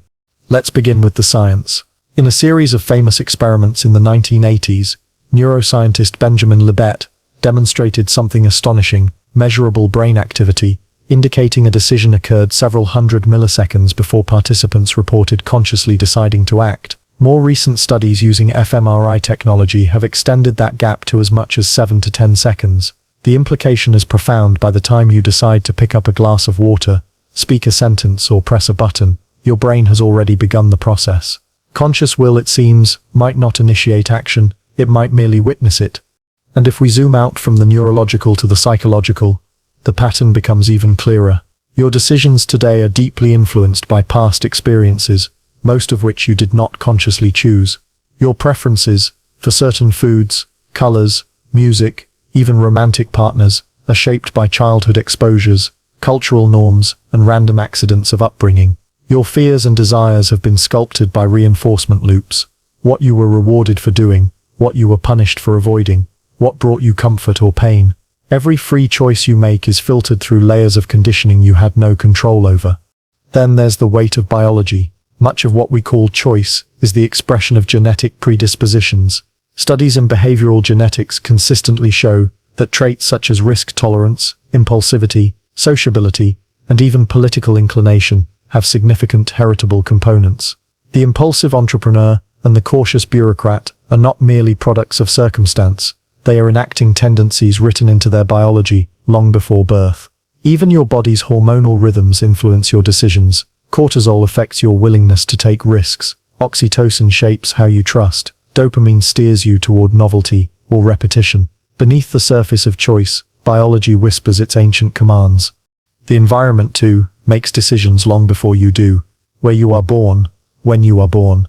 The economic conditions of your society, the education you receive, the people you encounter, all of these create the landscape in which your choices unfold. They determine which doors are open and which are sealed shut before you ever approach them. They shape what you perceive as possible and what never even enters your imagination. A person born into poverty and one born into wealth may both choose a career, but the range of options available to each is drastically different, and those differences were decided long before either could think about them. Even on a micro level, the illusion of choice begins to crumble. Consider a simple decision, like deciding what to eat for lunch. That decision will be shaped by habits you've built over years, by your body's hunger signals, by advertising you've been exposed to, by cultural norms, by the time available to you, by what's in your fridge. Each of those factors exerts influence before the moment of decision ever arrives. What looks like a spontaneous choice is, in reality, the inevitable result of countless prior causes converging in a single moment. This does not mean that choice is meaningless, only that it may not mean what we think it does. What we call free will might be better understood as the conscious alignment with decisions that have already been shaped by deeper forces. We don't create choices ex nihilo. We navigate within the boundaries of what has been set in motion, and that navigation, the awareness of the currents beneath us, may be where our true agency lies. Philosophers have wrestled with this paradox for centuries. Determinists argue that every event, including human action, is the inevitable result of prior causes. Libertarians in the philosophical, not political, sense insist that free will is real and irreducible. Compatibilists offer a middle ground. Even if our choices are influenced, or even determined by prior causes, we can still meaningfully call them free when they align with our desires, values, and intentions. In this view, the feeling of authorship matters more than metaphysical independence. Yet there's another deeper way to understand this paradox, one rooted in the cyclical nature of reality itself. If everything, from galaxies to civilizations to individual lives, moves in loops, then perhaps choices are not discrete events, but recurring points along a predetermined orbit. You do not make the choice, you arrive at it again and again as part of a larger pattern repeating itself through time. That's why so many of your decisions, the career paths you consider, the types of people you're drawn to, the mistakes you repeat, feel familiar. They are echoes, not inventions. Recognizing this doesn't rob life of meaning. It deepens it. If your choices are shaped by patterns, then understanding those patterns gives you power over them. If your decisions are predictable, then awareness lets you disrupt the cycle or ride it consciously. You may not be able to control the forces that shaped you, but you can learn to see them clearly, and that clarity can itself become a choice. And perhaps that's the most profound shift of all, realizing that freedom isn't about creating infinite possibilities out of nothing. It's about learning to navigate the finite possibilities that exist, the ones shaped by biology, memory, environment, and time, with wisdom and awareness. The choice may already be made, but how you meet it is up to you. Will you stumble blindly into the same patterns again and again, believing you're walking a straight line, or will you recognize the orbit for what it is, and learn at last to move within it with eyes wide open? In the end, maybe the point was never to break free from the cycle, but to see the beauty in its inevitability, to understand that even if the path has been walked before, the consciousness that walks it now has the power to transform how it is walked. And that, paradoxically, is the truest form of choice we may ever have. We tend to imagine the future as something fundamentally different, a new landscape shaped by possibilities yet to unfold, a destination unbound by what came before. In our minds, the future is the opposite of the past. Where the past is fixed and known, the future is open and unpredictable. Yet the deeper you look into how time, history, psychology, and even the universe itself operate, the more you begin to see a strange, unsettling truth. The future is not a clean break from the past. It is in most ways a mirror, a reflection distorted, perhaps by new technologies and fresh faces, but carrying the same patterns, driven by the same forces, and haunted by the same mistakes. Start with the simplest observation. The forces shaping tomorrow are born from yesterday. The technologies of the future are built on the inventions of the past. Political revolutions are fueled by the unresolved injustices of prior generations. Cultural shifts grow out of centuries-old traditions, fears, and aspirations. Even your most personal visions of the future, where you'll live, who you'll become, what you'll achieve, are shaped by the memories, traumas, and desires of the person you've been. The future, in other words, is never independent. It is the past wearing new clothes. History provides countless examples of this mirrored repetition. The Roman Republic fell into empire through power struggles, wealth inequality, and political corruption, patterns that have reappeared in countless nations since. Colonial empires collapsed under the weight of resistance and overreach, only to see new forms of economic and ideological dominance take their place. Wars erupt for the same reasons: resources, territory, ideology, fear. The actors change, the weapons evolve, but the fundamental storylines remain eerily familiar. As philosopher George Santayana famously warned, those who cannot remember the past are condemned to repeat it. The harsher truth is that even those who do remember it often repeat it anyway, because the forces driving repetition are deeper than memory. The same pattern unfolds in the arc of civilizations. Societies rise, innovate, expand, then decay under the pressure of internal contradictions, decadence, inequality, bureaucratic stagnation. The cycle is so predictable that historians from Ibn Khaldun to Arnold Toynbee have described it as the life cycle of civilizations. It mirrors the natural world: birth, growth, maturity, decline, death, followed by rebirth in a new form. And so, the future of any civilization is often a return to conditions that look surprisingly like its distant past. This mirroring also governs our individual lives. The dreams you project into the future, success, love, happiness, meaning, are rarely new desires. They are continuations of old ones, shaped by childhood longings, unmet needs, and familiar fears. Your future relationships will reflect the dynamics of your past ones, unless you consciously interrupt the pattern. Your future career ambitions are often extensions of your early ideas about worth and identity. Even the problems you imagine overcoming, financial stress, loneliness, insecurity, are likely to resemble the struggles you've faced before, only at different scales and in new contexts. Psychologically, this happens because the mind uses the past as its primary tool for imagining the future. It projects forward based on what it already knows, filling in unknown possibilities with patterns it has already experienced. This is how we predict danger, plan for success, and anticipate outcomes. But it also means that without awareness, the future we create is often a self-fulfilling prophecy, a reflection of the past disguised as something new. This is why societies often fail to solve their deepest problems. We attempt to address climate change with the same exploitative mindset that caused it. We fight inequality with systems still structured to preserve privilege. We pursue peace with the same competitive tribal instincts that lead to conflict. Each attempt at a solution mirrors the very problem it aims to fix, because we cannot fully escape the mental models that created the problem in the first place. Even on a cosmic scale, the future's resemblance to the past may be unavoidable. The universe itself appears cyclical. Stars are born, live, and die, scattering the elements that will form new stars. Galaxies collide and merge, echoing earlier formations. Some cosmological models suggest that the universe will eventually collapse and begin again, repeating the cycle of creation and destruction eternally. If that's true, then even time's grandest arc is less a line stretching into infinity, and more a circle turning endlessly upon itself. Does this mean the future is doomed to be nothing but a rerun of the past? Not entirely. While the patterns repeat, they don't repeat perfectly. Each iteration introduces new variables, new contexts, new layers of complexity. A new technology changes how an old problem manifests. A shift in consciousness transforms how a familiar story unfolds. The cycle doesn't bring us back to the exact same place. It brings us to a place that resembles where we've been, but offers the possibility of a different outcome. The past sets the trajectory, but awareness can alter the orbit.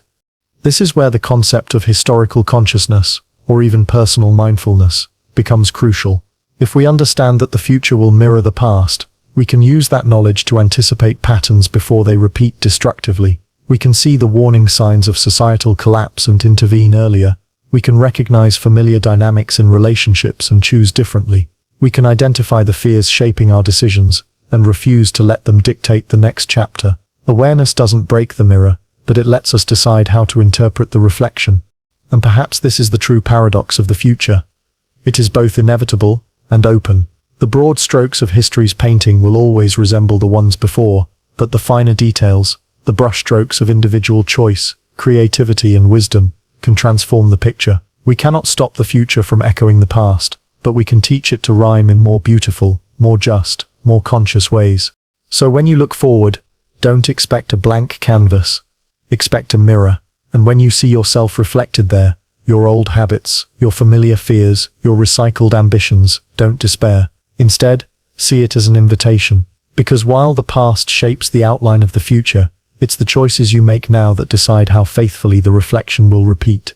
And within that small but powerful space, between inevitability and intention, lies the only kind of freedom we'll ever truly have. The freedom to make the next loop a little wiser than the last. We are taught to worship momentum. To believe that once we are moving forward. It's built into our language. We talk about making progress, moving on, getting ahead. We set goals, achieve milestones, and measure our worth by how far we've gone from where we started. In this worldview, stillness is failure, and repetition is regression. But beneath the comforting illusion of constant motion lies a more complicated truth. Movement does not guarantee direction. Much of what we call momentum is just motion in a circle. Energy spent on staying in motion rather than actually going anywhere. From the outside, a hamster sprinting in its wheel looks busy, determined, unstoppable. But no matter how fast it runs, the landscape never changes. Human life often mirrors this.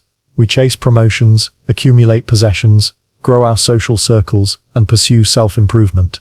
Yet when we stop and reflect, we often find ourselves in the same emotional and psychological space we started in.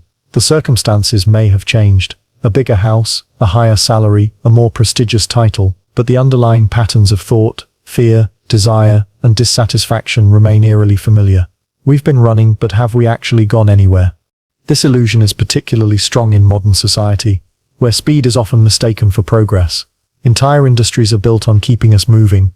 Productivity tools, self-help philosophies, constant connectivity. We rush from task to task, project to project, convinced that activity equals advancement. Yet busyness is not the same as growth. Like planets orbiting a star, our lives can be full of motion, while remaining locked in the same gravitational patterns, revisiting the same habits, the same mistakes, the same unresolved questions, only at higher speeds. Psychologically, this myth of momentum is reinforced by the brain's reward system. We are wired to feel good when we're doing something, even if that something isn't meaningful. Checking off to-do list items, achieving small wins, receiving external validation. These acts flood the brain with dopamine, reinforcing the sense that we're progressing. But this neurochemical reward doesn't care whether we're moving forward or running in place. It celebrates activity, not direction. And so, we keep going, often without ever questioning whether our momentum is carrying us closer to what we actually want. This phenomenon extends beyond individuals. Entire societies fall prey to the myth of momentum. Economies chase perpetual growth, even when that growth is unsustainable or destructive. Political systems enact reforms that circle back to the same fundamental problems. Technological innovation accelerates exponentially, yet the essential human dilemmas, inequality, conflict, alienation, remain unresolved. We marvel at how far we've come, yet we are haunted by how little has changed. Humanity's motion is undeniable, but its direction is far less certain. This looping quality of momentum becomes especially clear in our personal narratives. Consider how often people make the same New Year's resolutions year after year: lose weight, quit smoking, be more mindful, find love. Consider how often we return to the same arguments in relationships, the same career frustrations, the same existential crises. On the surface, our lives seem to be moving forward. We age, we accumulate experiences, we change jobs and homes. But underneath, the same unresolved patterns continue to drive our actions. We're in motion, yes, but we're orbiting the same psychological center. The danger of confusing momentum with progress is that it blinds us to our own stagnation. As long as we're moving, we assume we're growing. But true growth isn't about how fast we're going. It's about whether we're evolving. It's about whether our actions are bringing us closer to understanding ourselves, resolving our patterns, and deepening our awareness. Speed without direction is noise. Motion without reflection is distraction. This is not to say that momentum is useless. In many ways it's essential. Just as a satellite needs enough speed to stay in orbit, we need energy and action to keep our lives from collapsing into inertia. But momentum must be paired with awareness. We must pause periodically to ask, where am I actually going? What is all this movement in service of? Without those questions, we risk spending decades running in circles, mistaking exhaustion for accomplishment and velocity for purpose. Philosophical traditions across cultures have long warned against this trap. Buddhism teaches that craving, the ceaseless drive to become, achieve, and attain, is the root of suffering. Stoicism emphasizes deliberate action over frenetic motion, urging us to focus on what truly matters rather than chasing everything that moves. Even modern psychology recognizes the hedonic treadmill, the tendency to adapt quickly to gains and immediately seek new ones, keeping us in a state of perpetual striving without lasting satisfaction. All of these teachings point to the same truth. Momentum without consciousness leads us nowhere new. Breaking free from the myth of momentum requires an uncomfortable honesty. It means confronting the possibility that some of our busiest periods have been the least meaningful. It means admitting that certain achievements, the ones we thought would change everything, were just new turns in the same old loop. And it means learning to value direction over speed, to slow down, reflect, and ensure that our actions are aligned with our deeper values rather than driven by habit or fear. Ironically, when we stop chasing momentum for its own sake, we often find that our lives become more purposeful. Movement becomes intentional rather than compulsive. Effort becomes focused rather than scattered. And instead of running endlessly in circles, we begin to spiral, revisiting familiar places, but from higher levels of awareness. The motion continues, but now it carries meaning. In the end, the myth of momentum is seductive because it disguises our fear of stillness. We believe that if we're not moving, we're falling behind. But stillness is not stagnation. It is the space in which we can assess whether our motion has direction. Only by stepping out of the hamster wheel can we see whether it's carrying us anywhere worth going. And only by questioning the value of momentum can we begin to transform it from a cycle of endless repetition into a conscious, deliberate movement towards something real. So the next time you feel the urge to accelerate, to run harder, achieve faster, do more, pause. Ask yourself, am I actually moving forward, or am I just spinning in place? The answer might unsettle you, but it's in that unsettling space that the illusion of momentum begins to dissolve, and the possibility of true movement, purposeful and profound, finally begins. Language is often thought of as a tool for progress, a ladder that allows us to climb toward new ideas, new understandings, and new ways of seeing the world. We believe that as our language evolves, so too does our consciousness. New words give us new concepts, new metaphors expand our perspective, and as we refine how we speak, we imagine we are moving steadily forward, away from ignorance and closer to truth. But beneath this comforting narrative lies a more complex reality. Language does not always propel us forward. More often, it bends back on itself, looping through ancient structures, recycled metaphors, and inherited assumptions. It doesn't just shape how we think. It traps us inside ways of thinking we don't even realize we've inherited. Every language, no matter how modern, is built from layers of the past. Words carry histories. Grammar encodes ancient relationships. Even the metaphors we use to make sense of abstract concepts are recycled from our ancestors' attempts to describe the world. For example, we speak of grasping an idea, wrestling with a problem, seeing someone's point. Physical metaphors that trace back to our earliest efforts to understand thought in bodily terms. We imagine time as a line we move along. Even though physics suggests time is anything but linear, these metaphors feel natural, but they also shape how we conceptualize reality. They limit the kinds of questions we ask, and the kinds of answers we can imagine. This looping power of language is especially visible when we try to describe the unknown. Instead of inventing entirely new linguistic structures, we stretch old words to fit new ideas. Ancient languages spoke of breath or spirit to describe life's animating force. Today we speak of energy or consciousness. Different words, same underlying metaphor. Our vocabulary for technology often borrows from older, organic language. We speak of memory in computers, viruses in code, clouds in data storage. Even our most cutting-edge scientific theories rely on metaphorical language born from familiar experience. We talk about the fabric of space-time, the dance of particles, the landscape of possibilities. These metaphors are not literal. They are linguistic bridges connecting new territory to old terrain, but they also pull us backward, framing new discoveries in ancient terms. Language also loops back in how it shapes identity. The words we use to describe ourselves, I, me, mine, create the illusion of a separate, stable self. Yet philosophers and neuroscientists increasingly question whether such a self exists in the way language suggests. Still, the structure of most languages enforces it. We speak as if there is a clear division between subject and object, self and world. This grammatical bias influences how we experience reality itself. It's not that language merely describes a self. It produces one, again and again, every time we speak. And even when we intellectually grasp that the self is a construct, we find it nearly impossible to escape the pull of the words that sustain it. The cyclical nature of language is particularly visible in history's great philosophical and political debates.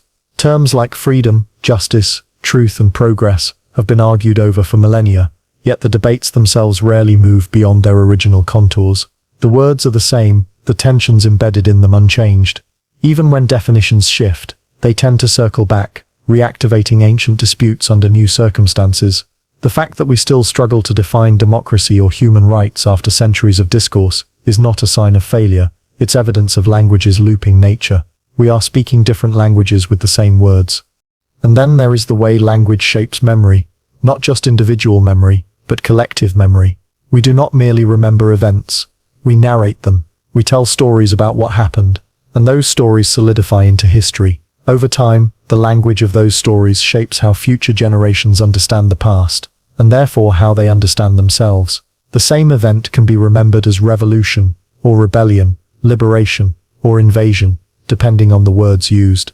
Each new retelling loops back into the collective imagination, reinforcing certain interpretations while erasing others. Language doesn't just record history, it recycles it. This looping power of language also explains why certain ideas never seem to die. Concepts like destiny, honor, or evil may seem outdated, but they persist because language keeps them alive. Even when we think we've transcended old beliefs, the words remain, carrying their cultural baggage with them. A society that continues to speak of good and evil will continue to frame conflicts in those terms, even if it claims to be more nuanced. Language anchors us to our past, sometimes gently, sometimes with the force of a chain. Yet, paradoxically, this backward-bending nature of language is also what allows it to evolve. By looping back to old structures and metaphors, language creates continuity, a foundation on which new meanings can emerge. The process is less like climbing a ladder and more like tracing a spiral. We revisit the same linguistic territory, but from a slightly different angle, with slightly deeper understanding. Words gain new shades of meaning, metaphors stretch further, and old phrases are infused with new relevance. This cyclical process is why true breakthroughs in language, moments when entirely new ways of speaking and thinking emerge, are so rare and so powerful. Philosophers like Wittgenstein argued that many philosophical problems are simply confusions of language, knots tied by words looping back on themselves. To untangle them, we need new linguistic tools.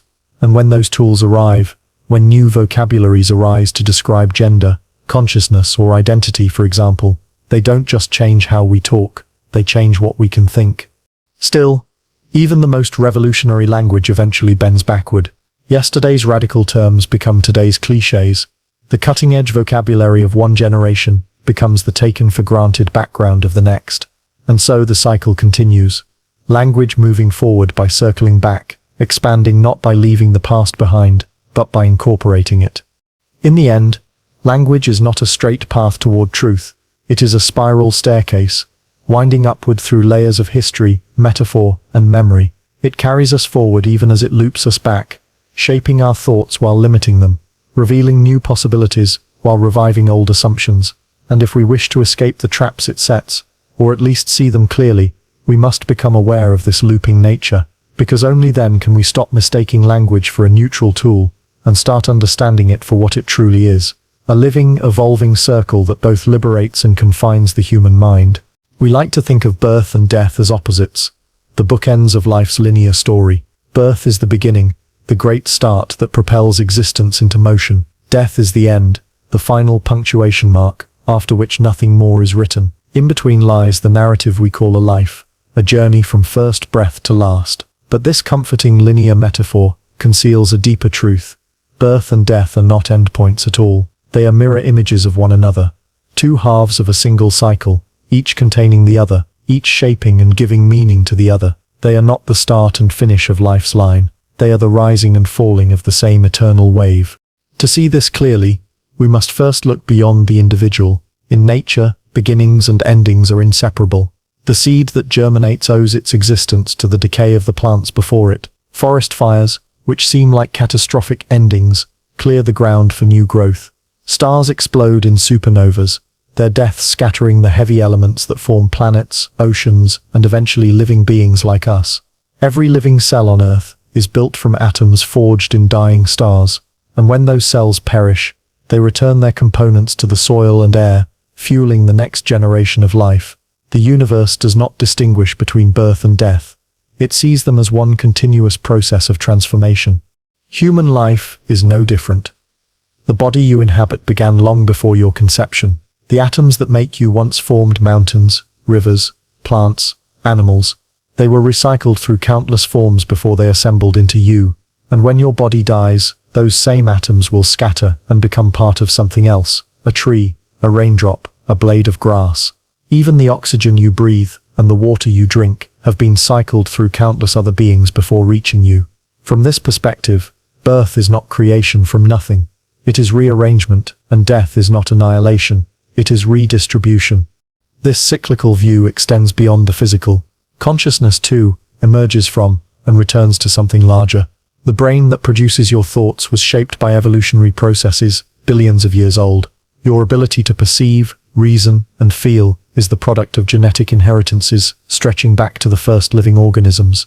And when the body dies, the consciousness it supported dissolves back into the vast web of existence, whether as recycled neural energy, fading information, or something more mysterious. The details are debated, but the underlying truth remains: nothing is truly created, and nothing is truly destroyed. Everything becomes something else. Birth and death are also psychological mirrors. Birth represents potential, the infinite possibilities of what could be. Death represents completion, the moment when possibility collapses into reality. But both are defined by one another. Without death, life would have no urgency, no preciousness. Without birth, death would have no context, no meaning. They are two sides of the same coin, and each gives significance to the other. A story without an ending is meaningless, and so is one without a beginning. This symmetry is reflected even in the human experience of both events. The newborn entering the world and the dying person leaving it often share similar states: a softening of boundaries, a dissolution of identity, a surrender to forces beyond their control. Both are surrounded by others, welcomed or mourned, and both mark transitions not just for the individual but for those connected to them. Each is a threshold between states, a doorway rather than a destination. Religions and philosophies across cultures have long recognized this cyclical relationship. Hinduism speaks of samsara, the endless cycle of birth, death, and rebirth, where each life emerges from the death that preceded it. Buddhism teaches that death is not an end, but part of a continuous flow of cause and effect, like a flame passed from one candle to another. In Stoic philosophy, death is nature's recycling process, a return of borrowed material to the universe. Even modern physics echoes this wisdom. Energy cannot be created or destroyed, it only changes form. Yet, despite this ancient understanding, we continue to treat birth and death as opposites, celebrating one, fearing the other. Birth is greeted with joy, death with grief. We frame one as victory, and the other as defeat. But this dualism blinds us to the deeper truth. The joy of a birth is inextricable from the sorrow of a death, because each makes the other possible. The tree grows because the seed dies. A parent's life changes profoundly with a child's birth. A version of themselves ends so another can begin. The very cells in your body die and are replaced constantly, so that you can continue living. Life's continuity depends on death's necessity. Even at the level of identity, we experience this cycle over and over. Who you were 5, 10, 20 years ago no longer exists. That version of you has died many times, in forgotten dreams, abandoned beliefs, outgrown fears, and with each death, a new self is born. This is why personal transformation often feels like dying. It requires letting go of what you once were. But this is also why it feels liberating. Death clears the way for rebirth. When we embrace the symmetry of birth and death, something profound happens. Fear begins to dissolve. Death stops being an intruder and becomes a companion, an essential partner in the dance of existence. We stop clinging to beginnings and dreading endings. Instead, we start to see the beauty of the whole cycle, the eternal rising and falling, the endless becoming. Life is not a straight line with two fixed points. It is a circle with no true beginning and no final end. And perhaps this is the deepest wisdom of all. To live fully is not to resist death, but to understand it. To see that every breath you take is both an arrival and a departure. Every heartbeat both a beginning and an ending. You are born and you die countless times in a single lifetime. The cells of your body die and regenerate. Your beliefs perish and are reborn. Your identity collapses and reforms. And when the final moment comes, when this particular configuration of matter and memory dissolves, it will not be an end, but another transformation. Birth and death, far from being opposites, are the same motion seen from two perspectives. One is the inhale, the other the exhale. One is the dawn, the other the dusk. And together they form the pulse of the universe, a rhythm that has been beating since time began and will continue long after we are gone. To recognize that rhythm is to see life for what it truly is, not a march from start to finish, but a ceaseless dance of emergence and return. We often think of society as a story of linear progress, an upward climb from ignorance to knowledge, from chaos to order, from oppression to justice. We point to milestones as proof of this trajectory: the rise of democracy, the abolition of slavery, the expansion of rights, the leaps of technology and medicine. Each generation sees itself as more enlightened than the last, more advanced, more humane. Yet beneath this comforting narrative, a subtler truth emerges, one that history stubbornly repeats. Societies do not move in straight lines. They are circular machines, endlessly cycling through patterns of growth and decay, freedom and control, unity and division, innovation and collapse. Civilization, for all its complexity, behaves less like an arrow flying forward and more like a wheel turning in place. Look at the great empires of history: Sumer, Rome, the Abbasid Caliphate, the Mongols, Britain. Despite vast differences in geography, culture, and technology, their life cycles follow strikingly similar arcs. They rise on waves of energy and innovation. Fueled by ambition and unity, they expand, conquer, and consolidate power. Then, inevitably, they stagnate. Inequality deepens, corruption spreads, and the very institutions designed to sustain them ossify under their own weight. Eventually, the empire fractures from within, or is toppled from without, clearing the ground for a new power to rise. The wheel turns, but the pattern remains the same. Even modern superpowers, with all their technological sophistication, follow this cyclical rhythm. Political systems behave in similar ways. Democracies emerge as reactions against tyranny, promising freedom and representation. Over time, however, those same democracies accumulate power in the hands of elites, eroding the freedoms they were meant to protect. Corruption grows, trust erodes, and citizens, frustrated with dysfunction, turn to strong leaders who promise order, often at the expense of liberty. The result is a swing toward authoritarianism, which eventually collapses under its own rigidity, paving the way for another wave of democratic reform. Ancient Athens, the Roman Republic, Weimar Germany, all followed this pendulum-like motion. Even in contemporary politics, we see the same cycles repeating, only dressed in new rhetoric. Economies, too, move in loops rather than lines. Boom follows bust, growth gives way to recession, regulation swings toward deregulation and back again. These cycles are not accidents. They are built into the very structure of markets and human psychology. Confidence breeds speculation. Speculation leads to bubbles. Bubbles burst, and fear resets the system. Governments attempt to intervene, but their solutions often sow the seeds of the next crisis. The details change: tulip bulbs, housing markets, cryptocurrencies, but the pattern remains the same. Even cultural revolutions, which seem on the surface to be linear leaps forward, often circle back on themselves. Every generation rebels against the values of the one before it, declaring a break with the past, but in their rebellion, they often recreate the very structures they sought to destroy, only in different forms. The countercultural movements of the 1960s, for instance, which sought to dismantle rigid hierarchies and consumerism, eventually became absorbed into mainstream culture, spawning new hierarchies and new markets. Feminist and civil rights movements have achieved monumental progress, yet the forces of inequality and prejudice persist, sometimes overtly, sometimes subtly disguised. Progress is real, but it is rarely permanent. Gains must be defended again and again because the forces that oppose them never disappear, they simply adapt. This cyclical nature of society is not just visible on the grand scale of empires and revolutions. It plays out in smaller, everyday ways. Communities form around shared values and visions, then grow, fragment, and reorganize around new ideas.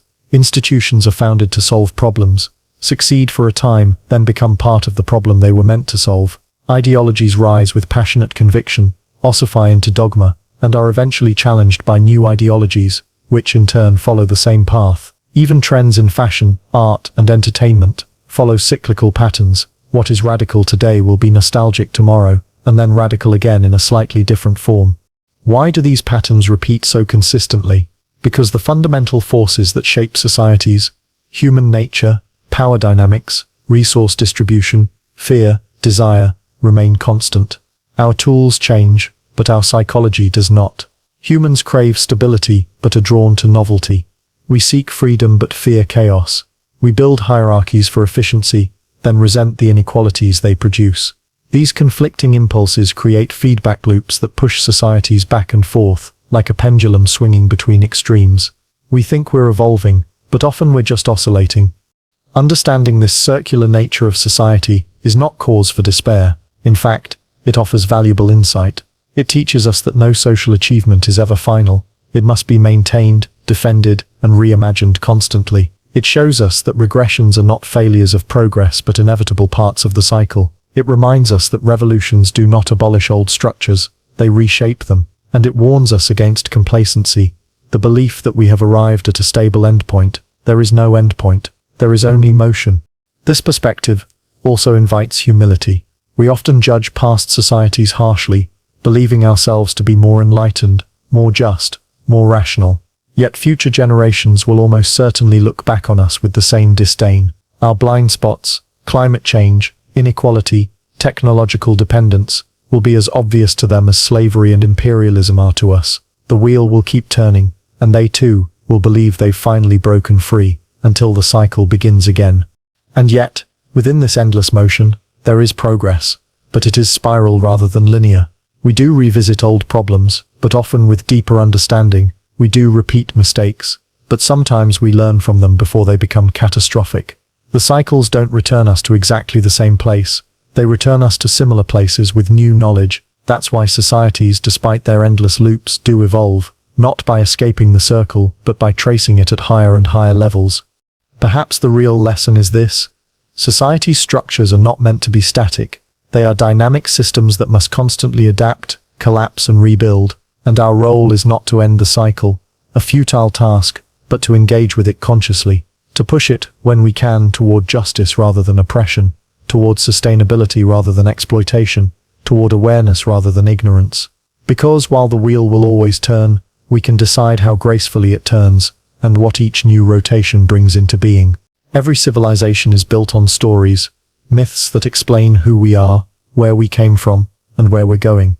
These myths give meaning to chaos, order to the unknown, and purpose to existence. They shape our laws, our morality, our politics, our art, even our understanding of truth. We often think of them as static relics, ancient tales carved into stone tablets, sacred texts immune to time, but the reality is far more dynamic and cyclical. Myths do not remain fixed. They evolve, dissolve, reappear, and reconfigure themselves endlessly. Like water flowing through different vessels, their essence persists even as their forms change, and in this way they are among the most powerful examples of how everything, even belief itself, is trapped in an eternal loop. At their core, myths are not lies or superstitions. They are symbolic narratives that encode the deepest human questions. Why are we here? What is good? What is evil? What happens when we die? These questions never go away, and because they don't, neither do myths. They simply adapt to each era's language and worldview. The gods of Olympus become the saints of Christendom. The Norse tales of Ragnarok morph into apocalyptic visions of nuclear winter. Ancient stories of divine messengers become modern myths of alien visitors. The settings change, the characters change, but the underlying narrative structures, heroism, sacrifice, redemption, transformation, remain the same. This is why the hero's journey, described by Joseph Campbell, appears everywhere from Sumerian epics to Marvel blockbusters.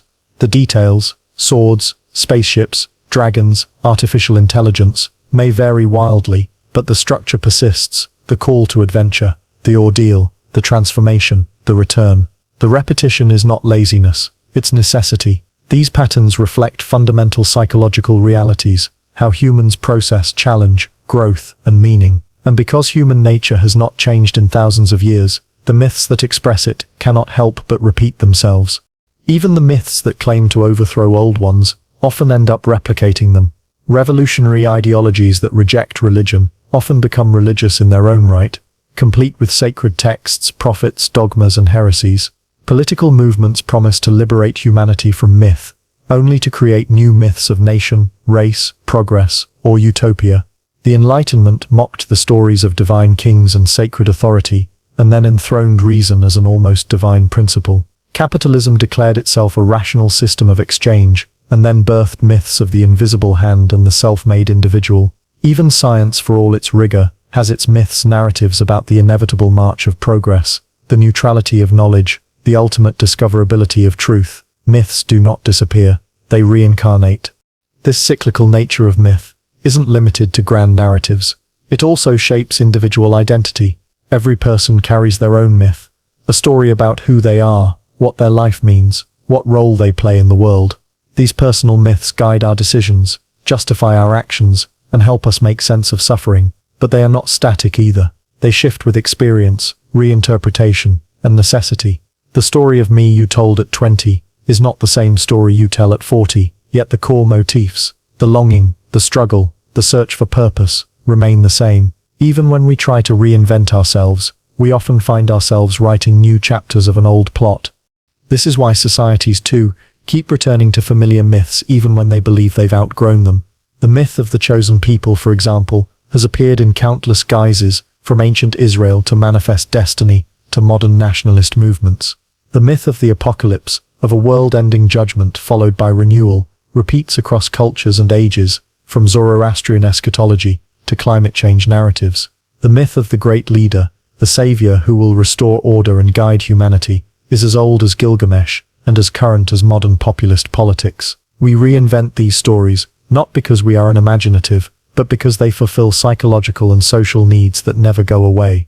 Even myths of progress, the belief that humanity is steadily advancing toward a better future, are themselves myths. They soothe our existential anxiety by promising direction and meaning, but they also repeat an ancient pattern: the promise of paradise, the faith in salvation, the belief that suffering has a purpose. The language of science and technology may replace that of gods and angels, but the underlying narrative, fall, struggle, redemption, remains the same. The looping nature of myth also explains why history so often feels like déjà vu. Empires rise and fall to the same drum beats. Social movements echo the rhetoric of past revolutions. New religions emerge that are, in many ways, old religions with new names. We keep telling the same stories because they are the only stories we have, because they are woven into the structure of human consciousness itself. Yet this repetition is not meaningless. Myths evolve with each retelling, and in that evolution, they carry us forward, not in a straight line, but in a spiral. Each new version adds nuance, critiques its predecessors, incorporates new wisdom. The ancient myth of Prometheus stealing fire becomes a story about the dangers of unchecked technology. The myth of Eden becomes a metaphor for humanity's relationship with nature. The myth of resurrection becomes a metaphor for personal growth and transformation. Through these reinterpretations, myth continues to teach, warn, and guide, always the same, yet never exactly the same. The danger lies not in myth itself, but in forgetting that it is myth, in mistaking symbolic narratives for literal truth. When that happens, myths harden into dogma, and the cycle becomes a cage. But when we engage with them consciously, when we see them as evolving stories rather than eternal facts, they become tools for understanding rather than traps for belief. In the end, myths are mirrors. They show us who we've always been: fearful, hopeful, striving for meaning, and who we might yet become. They remind us that, despite all our progress and sophistication, we are still storytellers walking in circles, repeating ancient tales in new voices. And maybe that's not a flaw, but a necessity, because in those recurring stories lies the continuity of human experience, a thread that connects the past to the future, weaving each generation's search for meaning into the same timeless pattern. And so the myth rewrites itself, not because it must, but because it is alive. Perception is one of those things we rarely question. We treat it as a window, a transparent layer through which reality passes into the mind. We believe that our senses collect information from the outside world, the brain processes it, and what we experience is an accurate, if sometimes imperfect, representation of what's really there.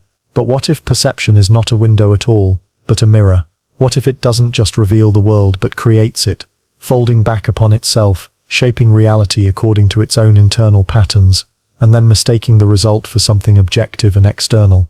From the moment we open our eyes as infants, perception does not merely record reality, it organizes it. The human brain is not a passive receiver of sensory data, it's an active interpreter. Out of a chaotic storm of light waves, sound frequencies and chemical signals, it builds a coherent picture of the world, but the act of building means that perception is already shaping what we call reality. We don't see photons, we see light. We don't hear vibrations, we hear music or speech. The mind doesn't just perceive, it constructs. This construction is deeply influenced by memory, expectation, and attention. What we notice depends on what we've noticed before. What we interpret depends on the meanings we've already assigned. Our past experiences form predictive models, mental templates that anticipate the world and fill in its gaps. Neuroscientists call this predictive coding. Rather than passively receiving sensory input, the brain constantly generates hypotheses about what it expects to perceive, then updates those hypotheses based on incoming data. Most of the time, we're not seeing the world itself, we're seeing our expectations of it slightly edited by sensory evidence. Perception is a loop, prediction and confirmation spiraling endlessly around one another.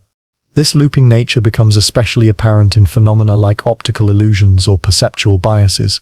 Take the famous dress that divided the internet into blue and black versus white and gold camps. The physical stimulus was identical for everyone, but differences in assumptions about lighting conditions produced radically different perceptions. Or consider how you can read a sentence with jumbled letters. Furs, sentence, sentence, stellable, because your brain fills in the missing information based on prior experience. These examples reveal a deeper truth. Perception is not reality streaming into the mind. It is the mind folding reality into the shape it expects. Even at the cultural level, perception loops back on itself. Different societies see the world differently, not because the world changes, but because language, tradition, and shared beliefs shape perception. The Himba people of Namibia, for example, categorize colors differently than most Western cultures and literally perceive shades of green that English speakers do not.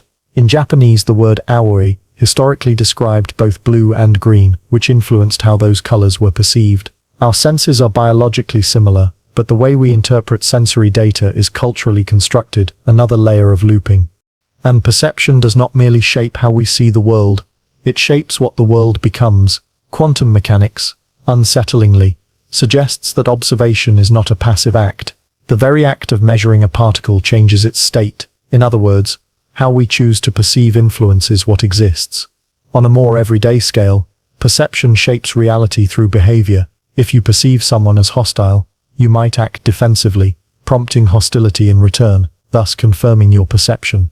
If you perceive a task as impossible, you might not attempt it, ensuring it remains undone. Beliefs create actions. Actions shape outcomes. Outcomes reinforce beliefs. Reality bends itself to fit perception's expectations. This feedback loop operates even in how we perceive ourselves. Self-perception is not a simple reflection of internal truth. It's a construct shaped by external feedback, cultural narratives, and past experiences. You might perceive yourself as unworthy, and that perception colors how you behave, withdrawing, hesitating, settling. Those behaviors then reinforce the original belief. Conversely, perceiving yourself as capable can lead to actions that confirm that perception. Who you are is often less a fact than a recursive pattern. Perception shaping behavior, behavior shaping perception, looping without end. Philosophers have wrestled with this self-referential nature of perception for centuries. Immanuel Kant argued that we never know the world as it is, only as it appears to us through the filters of human cognition. The brain's structures, space, time, causality, are not features of the world itself, but ways the mind organizes experience. More radical thinkers, like George Berkeley, went further, suggesting that perception is not just our access to reality but the substance of reality. To be, he wrote, is to be perceived. In this view, the external world is inseparable from the act of perceiving it. Modern neuroscience supports this unsettling idea. Experiments show that the brain's sensory regions remain active even in the absence of external input. Hallucinations, dreams, and imagination all demonstrate perception without stimulus. Reality as we know it arises from within, then projects itself outward, where we mistake it for something out there. The world we think we're perceiving may, in large part, be perception perceiving itself. This looping structure explains why changing perception can so profoundly change reality. Practices like mindfulness and cognitive therapy work not by altering external circumstances, but by reshaping how we perceive them. A traffic jam is the same traffic jam, whether you perceive it as torture or as an opportunity to listen to music. A failure is the same event, whether you perceive it as humiliation or as a lesson. By changing the lens, we change the world, or at least the only version of the world we ever truly experience. And yet, this revelation is not a cause for despair, but for humility and curiosity. It means that reality is not something given, but something co-created. It suggests that the self is not a passive witness, but an active participant in the construction of the world, and it invites us to ask deeper questions. If perception shapes reality, how can we refine perception? If our senses are folding back on themselves, can we unfold them, or at least become aware of their folding? In the end, perception is not a straight line from object to observer. It is a Mobius strip, a single continuous surface where inside becomes outside, subject becomes object, and reality becomes thought. We look out at the world and see ourselves. We look inward and find the world. And perhaps the most profound realization is this: what we call reality is not something we observe. It is something we participate in, a shared hallucination sculpted by the looping dance of perception folding upon itself. We grow up believing that the self is a story with a beginning, a middle, and an end, a straight narrative unfolding across the timeline of a life. We are born, we become someone, and eventually we cease to be. Along the way, we change, we evolve, we learn, and we imagine that these changes carry us forward, that who we are now is not who we once were, and that who we will become is yet to be written. But beneath this comforting narrative lies a stranger, older truth. The self is not a straight line of becoming, but an eternal return. What we call identity is less a continuous growth and more a recurring cycle, patterns of thought, behavior, fear, desire, and memory that repeat themselves endlessly under new disguises. To see this clearly, you must first question the very foundation of I. Neuroscience tells us that the self is not a stable entity stored somewhere in the brain. It is an ongoing process, a network of neural activity constantly constructing a sense of continuity from moment to moment. The you reading these words is not the same you who began this sentence, let alone the one who existed a decade ago. Cells have died and regenerated, memories have faded, beliefs have shifted, and yet, despite this ceaseless change, you feel like the same person. That feeling is not evidence of a stable identity. It is the product of the mind stitching together fragments into a continuous story. This illusion of continuity hides a deeper pattern. Much of what we think of as growth is actually repetition. We confront the same core fears at different ages, though they wear different masks. The anxieties of childhood resurface in adolescence, adulthood, and old age, only the contexts change. The wounds of early rejection echo through adult relationships. The craving for validation that drove us in school still drives us in the workplace. Even our supposed transformations often circle back to familiar dynamics. The same insecurities, the same narratives, the same conflicts, all replayed like variations on a theme. Carl Jung described this cyclical pattern as the process of individuation, the psyche's lifelong effort to integrate its fragmented parts. Yet even this integration is not a linear progression but a spiral, bringing us back to the same psychological territory from deeper, more complex perspectives. Nietzsche captured a similar idea with his concept of eternal recurrence, the notion that life's moments and the patterns that define them repeat endlessly not just across lifetimes but within each one. History, he argued, is not a straight march forward but a circle that returns again and again to itself, and so too is the history of the self. Consider how many times in your life you've said, "I'll never make that mistake again," only to find yourself making it once more. Consider how often you resolve to start fresh, only to realize that you're back in the same situation, perhaps with new people, new circumstances, but the same underlying themes. These repetitions are not failures, they are the nature of identity. The self does not grow by escaping its patterns, but by revisiting them until their lessons are fully absorbed. Even memory, the cornerstone of identity, is not a static archive, but a looping system. Each time you recall a memory, you alter it, weaving new context into old experience. Over time, your memories become stories about stories, layers of reinterpretation folded upon one another. They shape who you believe you are, but they are also shaped by who you believe you are. The past informs the present reshapes the past, and the cycle continues without end. This looping nature of selfhood extends beyond the individual. Entire cultures replay their identities through cycles of tradition, rebellion, renewal, and return. Nations reinvent themselves while clinging to myths of origin.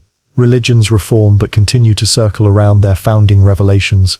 Even humanity as a whole, despite technological leaps and social revolutions, keeps revisiting the same existential questions.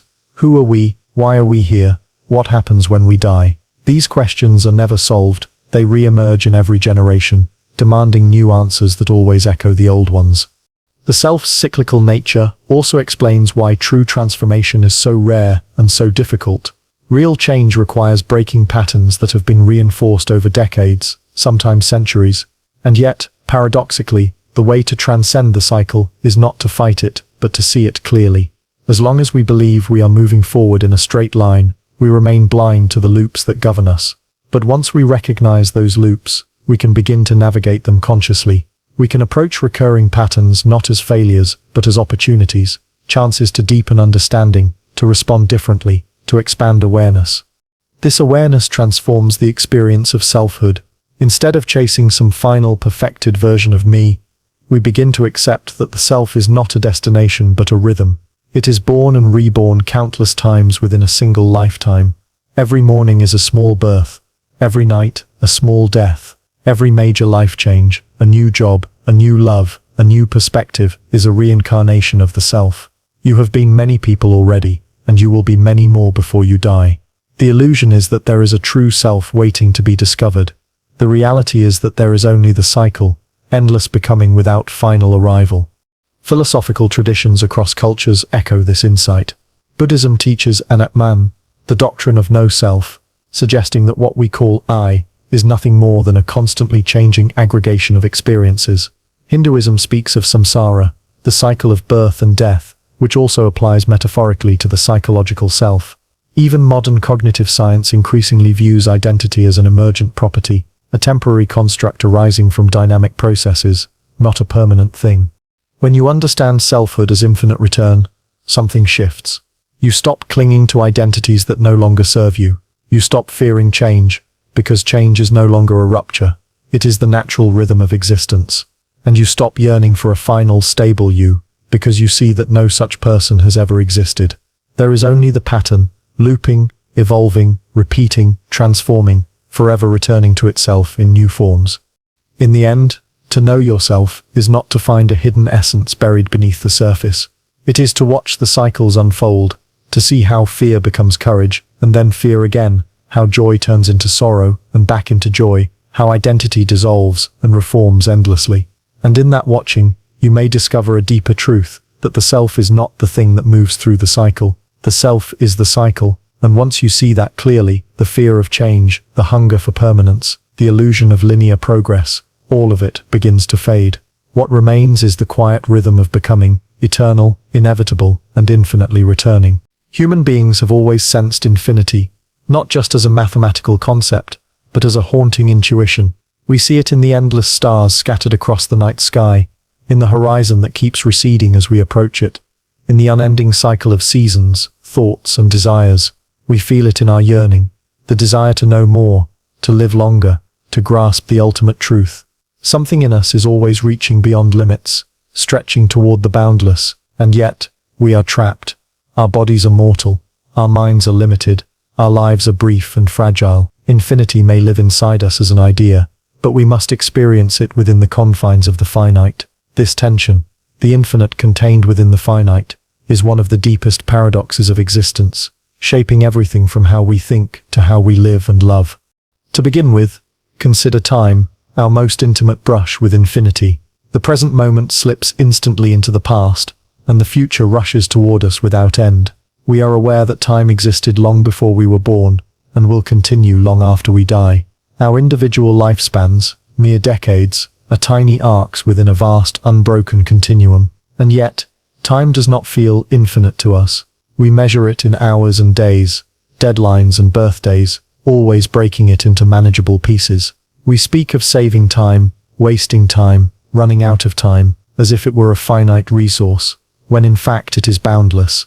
Our limited minds cannot grasp eternity directly, so we shrink it into something we can live with, a calendar, a schedule, a ticking clock. The same is true of space. The universe stretches beyond comprehension, expanding faster than light, perhaps infinitely, yet our perception is confined to the narrow bubble we inhabit. A few miles of atmosphere, a single planet orbiting one star among billions. Even our most advanced telescopes can only peer so far before distance and time blur into unknowability. And yet, from this small vantage point, we create stories about the cosmos, map its movements, and try to understand its origin and fate. We stand on the edge of infinity, but we can only comprehend it by translating it into finite models. This pattern repeats in every realm of experience. Knowledge is infinite. Every answer births new questions. Every discovery reveals deeper mysteries. But our capacity to learn is limited by biology and circumstance. No human can read every book, master every subject, or hold all truth in their mind, even language. Our most powerful tool for capturing reality is finite, a closed system of symbols attempting to express the boundless complexity of the universe. Every word is a simplification. Every theory is an approximation, and yet we keep trying, compelled by the infinite's pull. Desire itself is perhaps the most intimate manifestation of this paradox. We are driven by longings that cannot be fully satisfied, for love, meaning, security, transcendence. We chase goals, believing they will complete us, only to find that fulfillment slips away as soon as it arrives. We invent new desires, chase them, and repeat the cycle endlessly. The finite world can never fully satisfy the infinite hunger within us, yet that hunger never disappears. It is as if infinity itself is trying to live through us, and failing over and over again. Religion and philosophy have long wrestled with this tension. Most spiritual traditions portray human life as a bridge between the finite and the infinite. In Christianity, finite beings yearn for eternal salvation. In Hinduism and Buddhism, the finite self seeks liberation from the endless cycle of rebirth, not by escaping infinity, but by merging with it. In Islamic thought, the finite world is a reflection of the infinite reality of God. Even secular philosophies, like those of Spinoza or Hegel, describe human existence as a finite expression of infinite substance or spirit. Across cultures and centuries, the message is the same. The infinite is not out there. It is the ground from which the finite arises, the force that animates and transcends it. And yet, this encounter with infinity is not just a matter of abstract thought. It shapes how we live every day. Our awareness of mortality, for example, is what gives life urgency. We strive to create, to achieve, to love deeply, precisely because we know our time is limited. Our inability to know everything makes curiosity meaningful. Our failure to grasp total truth drives the pursuit of knowledge. The finite gives shape and intensity to our experience of the infinite. Without boundaries, there would be no striving. Without death, life would lose its sweetness. This paradox is also reflected in art and culture. Every painting, poem, or song is a finite attempt to capture something infinite, an emotion, an idea, a truth that cannot be fully contained. The beauty of art lies precisely in its limitations. A symphony ends, a novel concludes, a sculpture is bounded by its form. Yet within those limits something vast is hinted at, something that extends beyond the work itself. Art is the finite speaking, the language of infinity. Even the self, which feels like the most concrete thing we know, is caught in this tension. Our consciousness yearns for permanence, but our thoughts flicker and vanish.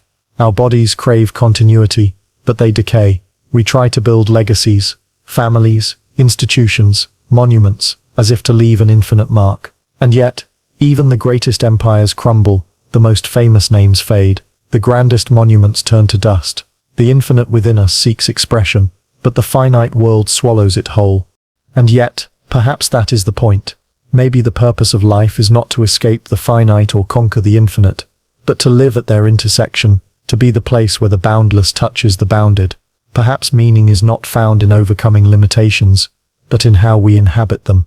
The infinite may be unreachable, but in every finite gesture, a kind word, a work of art, a moment of love, it finds expression. In the end, we are finite beings dreaming infinite dreams. We are bounded bodies housing unbounded imaginations. We are brief flickers of consciousness that dare to contemplate eternity. And perhaps that is what makes us human. Not that we can reach infinity, but that we feel its presence pressing against the walls of our limitations. Infinity is not somewhere else. It is here, folded into the finite. And the miracle is not that we are trapped by it, but that we are part of it. That within our brief, fragile lives, the infinite has found a way to know itself. Every story we tell, whether it's about a universe, a civilization, or a single human life, has a beginning, a middle, and an end. We are so conditioned by this narrative shape that we assume it reflects the structure of reality itself. Everything starts, everything continues, everything concludes. Death ends life. Collapse ends empires. The last page closes the book. Yet if we look closer, at nature, at history, at consciousness, we begin to see that endings are not what they seem. They are not conclusions but transitions. They are not finalities but openings. Every end is, in truth, another beginning, often in disguise. And this looping from ending into beginning may be the most fundamental rhythm of existence itself. We see this most clearly in the natural world. Every day ends in night, only for night to give birth to day again. A seed must die before a plant can grow. A star's death scatters elements into space, seeding the formation of new stars, planets, and possibly life. The decay of a forest floor nourishes new shoots. Even at the atomic level, particles decay into new particles. Nature doesn't end, it transforms. What we call an ending is often just one form dissolving so another can emerge.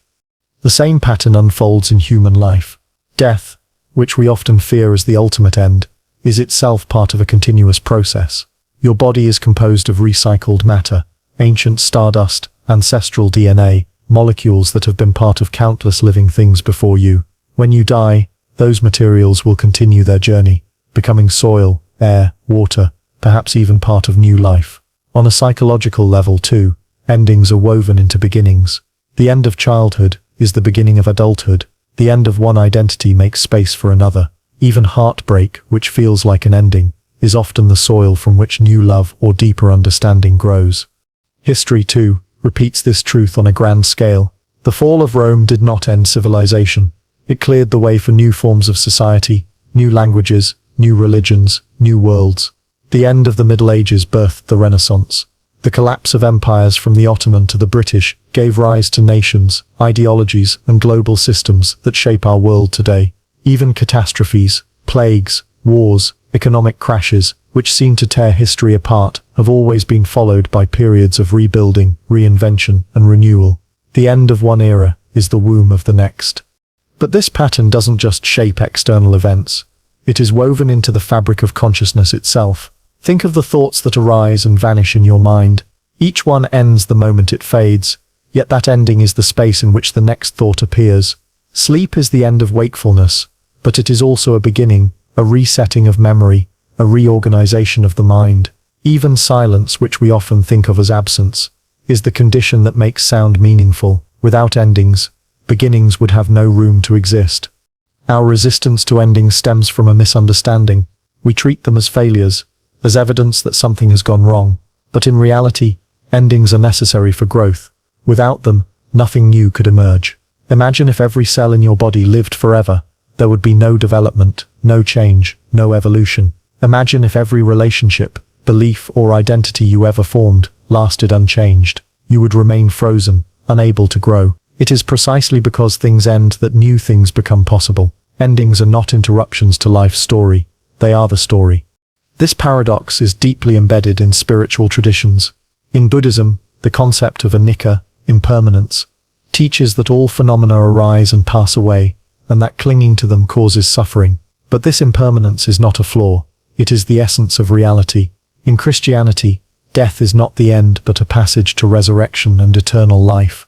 In Hinduism, destruction Shiva's dance is not a negation, but a precondition for creation. Again and again, the world's wisdom traditions remind us, there is no true ending, only transformation. The same is true for personal transformation. We often fear the end of a relationship, a job, a chapter of life, because we mistake it for loss. But often, what ends is not the thing itself, but the version of ourselves that existed within it. The end of a relationship is the end of who you were in that relationship, and the beginning of someone new. The end of a career is the death of one identity, and the birth of another. Even suffering, when it ends, leaves behind a new kind of wisdom that could not have existed without it.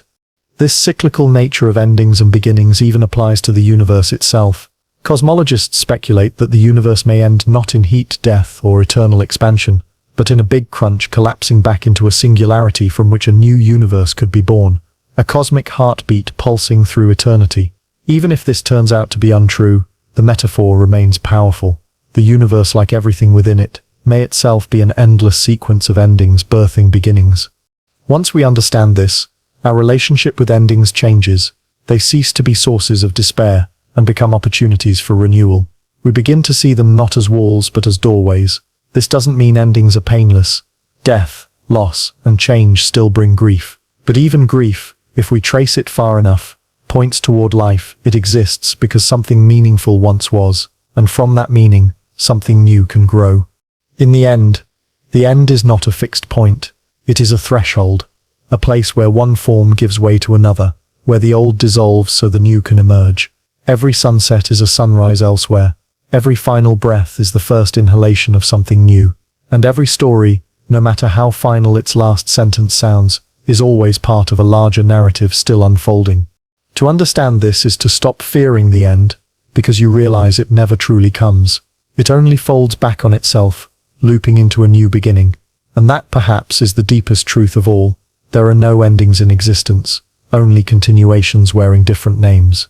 What you think of as over is always still happening, just in another form, another place, another time.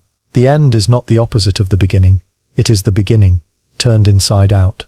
If you zoom in close enough, life seems like a sequence of individual moments, discrete events, decisions, and experiences strung together like beads on a string. But if you pull back far enough, a different pattern emerges. These moments are not isolated at all. They form loops, cycles of cause and effect, action and consequence, creation and destruction, repeating themselves across time. And those loops themselves are part of even larger loops, nested within each other like Russian dolls. The deeper you look, the more you realize that everything, from the turning of a planet to the rise and fall of civilizations to the thoughts flickering through your mind, is part of a fractal architecture of repetition. Existence, it seems, is not one circle, but countless circles spiraling within one another, endlessly turning. Consider the smallest loops, the biological rhythms that govern every living being. Your heart beats, your lungs expand and contract, your cells divide and die, endless cycles that sustain life, sleep and waking, hunger and satiety, birth and death. These are the fundamental loops of biology. They are not merely repetitions. They are the very mechanisms by which life persists. Remove the cycle, and life ceases. Even your emotions follow cyclical patterns, rising and falling like tides. Joy, sadness, anger, peace. They come and go, only to return again. But these biological loops are themselves nested within larger cycles. The rotation of Earth that creates day and night, the revolution of Earth around the sun that gives us seasons, the orbit of the solar system around the galaxy's center, and the slow dance of galaxies themselves. Nature is a vast machinery of nested loops, each one shaping and shaped by the others. The rain that falls today evaporates tomorrow and returns again. Forests grow, burn, and regrow. Evolution repeats its patterns, experimenting with different forms, but driven by the same fundamental processes. Even extinction, which seems like a terminal event, is part of a larger cycle of renewal and diversification. Human history follows the same pattern. Civilizations rise and fall in cycles. Growth, flourishing, decline, collapse, and rebirth. The specific details change. Names, borders, technologies, but the overall shape remains eerily familiar. Empires overextend and crumble, only for new ones to emerge in their place. Economic systems boom and bust. Revolutions overthrow regimes only to become regimes themselves. Ideologies surge and wane, each promising an end to history before becoming just another chapter in it. Humanity thinks it is progressing in a straight line, but more often it is spiraling, looping through similar stages again and again, though perhaps at higher levels of complexity. Even individual lives follow nested loops. Childhood leads to adolescence, adolescence to adulthood, adulthood to old age, a cycle of growth and decline that mirrors the rise and fall of civilizations. Within that larger arc are smaller cycles, daily routines, weekly habits, yearly traditions. Relationships follow patterns too. Attraction, intimacy, conflict, reconciliation, separation, often repeating in new forms with different people. Careers rise and plateau. Friendships form, fade, and sometimes rekindle. Even personal growth, which we like to think of as linear, often involves revisiting the same lessons from deeper levels of understanding. The mind itself is perhaps the most striking example of loops within loops. Thoughts are not random. They often spiral through recurring patterns, shaped by memory, emotion, and expectation. Beliefs reinforce behaviors, which reinforce beliefs. Cognitive loops that can sustain habits, identities, even entire worldviews.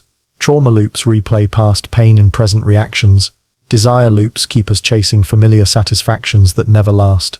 Even the process of self-awareness, observing your thoughts, questioning your assumptions, seeking deeper understanding, tends to spiral. You return to the same existential questions again and again, but each time you do, you see them slightly differently. What's fascinating is how these nested loops interact. A single decision you make today, a conversation, a risk, a kindness, can ripple outward, influencing the course of your life, your relationships, even history itself. But those decisions are themselves shaped by deeper loops: your upbringing, cultural narratives, biological drives, historical circumstances. Free will exists, but it operates within patterns far larger than itself. You are not a solitary actor steering a linear course through life. You are a participant in countless intersecting cycles, many of which began long before you were born, and will continue long after you are gone. Philosophy and science both hint at this fractal structure of reality. Systems theory, for example, describes how complex systems, ecosystems, economies, even consciousness, operate through feedback loops nested within larger feedback loops. Chaos theory reveals how simple repeating patterns can generate infinite complexity. Eastern philosophies like Taoism and Buddhism have long described existence as cyclical, a dance of yin and yang, samsara and nirvana, in which the small reflects the large and the large is contained in the small. Even in physics, cycles govern the universe. The oscillations of atoms, the orbits of planets, the life cycles of stars, perhaps even the birth and death of universes themselves. Recognizing this nested nature of reality changes how we understand ourselves and our place in the world. It dissolves the illusion of separateness, showing how intimately everything is connected. It humbles us, reminding us that our struggles and triumphs are not isolated events, but parts of larger rhythms. It also offers comfort. Just as winter inevitably gives way to spring, despair will eventually yield to hope, endings to beginnings. Nothing is permanent, not suffering, not joy, not even identity itself, because everything is part of a cycle. But this realization also challenges us. If life is loops within loops, then breaking destructive patterns, whether personal or societal, requires more than willpower. It requires understanding the deeper cycles that sustain them. To change the trajectory of a life, you must change the loop that shapes it. To transform a society, you must intervene in the systems, economic, cultural, psychological, that perpetuate its patterns. True change does not mean stepping off the wheel entirely, an impossibility, but rather reshaping the wheel as it turns. In the end, loops within larger loops are not a trap but a truth, the underlying structure of existence itself. They reveal that nothing stands alone, nothing happens only once, and nothing is ever truly lost. Everything returns, but never in exactly the same way. Each repetition carries memory, each cycle adds complexity, and so the universe, and everything within it, spirals endlessly, weaving past and future into a single timeless pattern. To live wisely is not to resist this pattern, but to dance with it, to recognize the loops you inhabit, to understand the ones that shape you, and when possible to guide their turning with awareness and intention. We spend most of our lives chasing the illusion of a straight line. We believe that life is a journey from point A to point B, from ignorance to wisdom, from weakness to strength, from youth to old age. We imagine time itself as an arrow, forever moving forward, carrying us towards some final destination. Every story we tell, of personal growth, of scientific progress, of history's march, follows this linear logic. It comforts us, gives meaning to our struggles, and lets us believe that we are getting somewhere. But what if that line doesn't exist? What if the sense of linear progress is not a fundamental truth, but a convenient fiction, a map we drew on top of an infinite spiral? And what if escaping that line isn't about breaking free from it, but about realizing it was never there in the first place? To understand this, we need to question the assumptions embedded in the idea of linearity. The notion that life moves forward is deeply rooted in Western thought, from Aristotle's concept of final causes, to Enlightenment ideas of progress, to modern economic models of perpetual growth. But these are metaphors, not laws. Nature doesn't operate in straight lines, it operates in cycles, spirals, and feedback loops. The planets orbit, the seasons turn, cells divide, die, and renew. Evolution is not a ladder, but a branching web. Even the universe itself, according to some cosmological theories, may expand and contract endlessly, oscillating between birth and death. The line, it turns out, is a projection, a human story imposed on a reality that loops. Our personal lives follow the same pattern. We like to imagine ourselves as protagonists in a linear narrative, childhood leading to adolescence, adolescence to adulthood, adulthood to old age. But these phases don't follow a straight path. They circle back on themselves. We revisit the same fears, desires, and lessons in different forms. The questions we wrestle with in youth, who am I, what matters, often return in old age with greater urgency. We fall into patterns of behavior we thought we'd outgrown. Even progress, in relationships, careers, self-understanding, rarely unfolds as a smooth ascent. It is uneven, recursive, full of detours and repetitions. We don't move forward so much as we spiral inward and outward, revisiting old territory from new perspectives. Even the concept of time, the foundation of the linear worldview, is not as straightforward as it seems. Physicists have long known that time is not an absolute flow but a dimension woven into space, influenced by gravity and motion. On a quantum level, time might not even flow at all. Past, present, and future may coexist in a single static block. Our sense of time's arrow may be less about the nature of reality, and more about how our minds process change and memory. In other words, linear time may be an illusion, a narrative device consciousness uses to organize experience. This illusion is not harmless. It shapes how we live, and often in limiting ways. Believing in the straight line of progress makes us impatient with ourselves and others. We expect constant improvement, constant forward motion, and we feel like failures when life doubles back. We think of setbacks as deviations rather than integral parts of the journey. We rush toward imagined endpoints, success, enlightenment, happiness, only to find that they recede as we approach them, and we fear death as a final stop, rather than another turn in a larger cycle. But when we stop clinging to the line, something remarkable happens. We begin to see the beauty and depth of the loop. Instead of measuring our lives by how far we've traveled, we begin to value how deeply we've experienced each turn. We stop judging our growth by milestones, and start recognizing it in the subtle shifts of awareness that happen when we revisit familiar ground. We stop seeing failure as regression, and begin to see it as part of the spiral, a necessary curvature on the path of becoming. This shift in perspective has profound psychological consequences. It dissolves the tyranny of the timeline, the idea that by a certain age we must achieve certain things, that we must always be moving towards something bigger. It frees us from the anxiety of falling behind and the despair of peaking too early. It allows us to appreciate the richness of the present, rather than treating it as a stepping stone to somewhere else. And it reframes death itself, not as the abrupt end of a line but as a transformation, a return, a continuation in another form. Philosophers and mystics have long pointed toward this realization. The Stoics spoke of eternal return, the idea that everything repeats infinitely. Buddhists teach that samsara, the cycle of birth, death, and rebirth, is not a trap to be escaped, but a truth to be understood.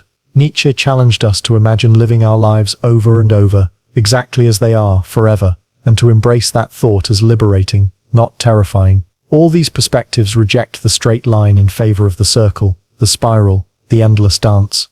Even in art and storytelling, the most profound narratives are rarely linear. Myths, epics, and great novels often circle back to where they began, but with new understanding, the hero returns home changed.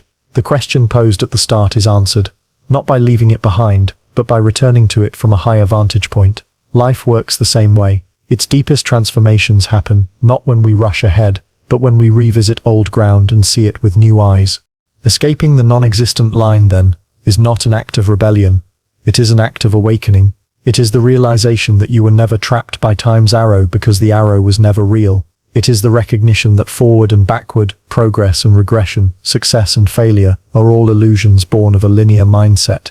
And it is the liberation that comes from seeing your life, not as a race toward an endpoint, but as a spiral of becoming, where every return is deeper, every repetition richer, and every end a new beginning.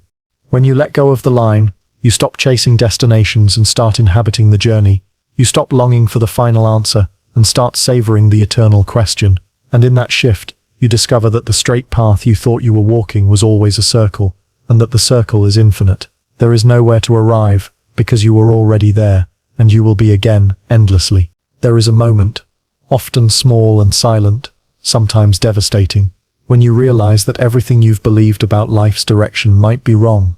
You stop for a second and look back, and instead of a long road stretching behind you, you see a spiral. The struggles you thought you had left behind have returned in different forms. The fears you swore you'd conquered still whisper in the background. The wisdom you thought was new feels strangely familiar, and then it hits you. You are not traveling forward on a straight path. You are moving in circles. But this realization isn't a defeat. It is an awakening. It is the first glimpse of a deeper truth, that meaning, identity, growth, and even time itself are not linear journeys, but circular dances. And to awaken inside the circle is to begin living with a different kind of awareness altogether. Most people resist this realization. We are taught from childhood to think of life as a ladder. Each year a step upward, each success a rung higher, each mistake something to leave behind. Society reinforces the metaphor. Careers have paths, lives have stages, and progress is always measured by how far we've come from where we started. But this is a comforting illusion. In reality, we revisit the same emotional landscapes again and again. The lessons life gives us are not arranged in a straight syllabus. They recur, deepening each time. This is why the same patterns appear in relationships, why the same insecurities resurface under new circumstances, why the same existential questions, who am I, why am I here, return at every stage of life. This recurrence is not failure. It is the essence of growth. Imagine a spiral staircase. Each time you complete a turn, you pass the same direction you once were, but on a higher level. The scenery looks familiar, but your perspective is different. What once terrified you now seems manageable. What once seemed trivial now feels profound. What once broke you now strengthens you. This is what awakening inside the circle feels like. You realize that you are not going in circles because you're stuck. You are going in circles because that is how depth is built. This truth applies not only to personal development, but to history, culture, and consciousness itself. Human civilizations rise, fall, and rise again, always believing themselves to be progressing, yet repeating familiar patterns of conflict, creation, and collapse. Philosophies that were once revolutionary fade into orthodoxy, are rejected, and then rediscovered as wisdom. Even science, often seen as the pinnacle of linear progress, moves through cycles of paradigm shifts, where new theories replace old ones, only to echo them in unexpected ways. History does not repeat itself exactly, but it rhymes. The loop is not identical each time, but its structure is unmistakable. Awakening to this reality also transforms how we understand suffering. Most of us think of suffering as something to get over, a storm to endure so we can move on. But suffering, too, is cyclical. Pain reappears, sometimes softened, sometimes sharpened, because it has something more to teach us. Loss, grief, loneliness. These are not one-time experiences, but recurring chapters in the human story. Each return invites deeper compassion, broader understanding, greater resilience. The point is not to escape suffering forever, but to learn to meet it with greater awareness each time it arrives. Spiritual traditions have been pointing to this circular nature of existence for millennia. Buddhism speaks of samsara, the endless cycle of birth, death, and rebirth, not as a literal chain of lifetimes, but as a metaphor for the patterns that bind us. Liberation, in this context, is not a ticket out of the cycle, but an awakening within it, a shift in perspective that allows us to see the circle for what it is. Taoism, too, views life as a dynamic cycle of opposites, yin and yang, rise and fall, action and stillness, none of which can exist without the other. Even Western philosophy, from the Stoics to Nietzsche's eternal recurrence, hints that the highest wisdom is not in escaping the cycle but embracing it. When you awaken inside the circle, time itself changes texture. Instead of racing toward the future, you begin to dwell more fully in the present. The urgency to arrive somewhere softens, replaced by curiosity about where you are. You stop measuring your worth by how far you've come, and start valuing how deeply you've lived. Success becomes less about achieving a final goal, and more about engaging consciously with the recurring patterns that shape your life. Even failure takes on a new meaning, no longer a dead end, but part of a larger rhythm that will inevitably bring new opportunities for transformation. This awareness also dissolves the fear of starting over. How many times have you felt that all your effort was wasted because you found yourself back at the beginning? But awakening inside the circle reveals there is no beginning, or rather, every point is a beginning. Every return is a continuation. That relationship that ended didn't erase the love you gave or the lessons you learned. That dream you abandoned wasn't a failure. It prepared you for a new one. Nothing is ever lost in a circular universe. It is all recycled, reinterpreted, reborn. Even death, the most feared ending of all, begins to look different through this lens. Perhaps death is not the end of a straight journey, but a turning point in an infinite cycle. The atoms of your body will become soil, plants, stars. The love you gave will ripple through others long after you're gone. The consciousness that animates you, whether you believe it continues in another form or not, is part of a vast pattern that predates you and will outlast you. In this sense, awakening inside the circle is the antidote to existential dread. It reminds you that you are part of something larger, timeless, and endlessly renewing. To awaken inside the circle is not to become passive or fatalistic. It is not to shrug and accept repetition as inevitable. It is rather to become an active participant in the dance, to step into the rhythm with eyes open, to respond to recurring patterns with deeper wisdom each time they arise. You cannot stop the circle from turning, but you can choose how you turn with it. In the end, this awakening is not about escaping the circle, but about recognizing that you are the circle, that your life, your story, your consciousness are all expressions of an eternal pattern spiraling through time. And once you see that, the pressure to arrive melts away. The search for a final destination gives way to an appreciation of the journey itself, and you begin to understand the profound truth hidden in every return, that nothing is wasted, nothing is lost, and nothing is ever truly over, because everything, always, is beginning again. Somewhere deep down, you've always suspected it. That strange déjà vu, that recurring pattern, that moment when life felt like it was playing itself again, not quite the same, but not entirely new either. It's the faint recognition that beneath all your striving and struggling, beneath all the stories you tell yourself about progress and purpose, there's a deeper shape to existence. And that shape is not a line, it's a loop, ancient, endless, and inescapable. But here is the paradox that completes this entire journey. You are not trapped inside the loop, you are the loop. To become the loop is to dissolve the illusion that you are a separate traveler moving along some external path. It is to recognize that the path is you, that every step you take is the step you've always taken. Every lesson you learn is one you've always been learning, and every future you imagine is woven from the same timeless fabric as your past. The line was a story you told yourself to feel in control, but the deeper truth is that the story keeps writing itself, not in a straight arc, but in circles, spirals, and echoes. And you are not merely the protagonist, you are the author, the ink, and the paper. This understanding doesn't make life meaningless. On the contrary, it makes it luminous. When you accept that everything returns, thoughts, feelings, histories, identities, you begin to see the beauty in recurrence. The sunrise is no less beautiful, because it happens every day. The beating of your heart is no less miraculous, because it repeats. And the lessons you revisit, the wounds you reopen, the joys you rediscover, they are not signs of stagnation, but proof that you are part of something larger and alive. Life is not a race to a finish line. It's a dance that never ends, and each turn of the circle reveals new depth, new resonance, new understanding. To become the loop also means embracing the paradox of identity. You are not a fixed self traveling through time. You are a process, a rhythm of becoming, dissolving, and becoming again. The person you are now is both the same and not the same as who you were a decade ago, and the person you will become in the future is already seeded within you, just as the oak is contained within the acorn. The loop doesn't trap you in sameness. It allows you to transform endlessly while remaining whole. It is the canvas on which infinite versions of you can unfold. This shift in perception changes everything. Suddenly failure loses its sting. If you are the loop, then failure is not a detour. It is part of the cycle, a necessary descent before the next ascent, a death before the next rebirth. Likewise, success becomes less of a destination and more of a momentary alignment, a crest in the ongoing wave. Even death, the great full stop in the linear story, becomes something else entirely, a transition, a transformation, a continuation in another form. The end of one loop is the beginning of another, and the universe, endlessly recursive, never stops turning. This idea extends far beyond the individual. Humanity itself is a loop, civilizations rising and falling, knowledge forgotten and rediscovered, philosophies dismissed and then revered again. Even the cosmos is looping. Stars die and scatter their ashes into new stars. Galaxies merge and spawn new worlds.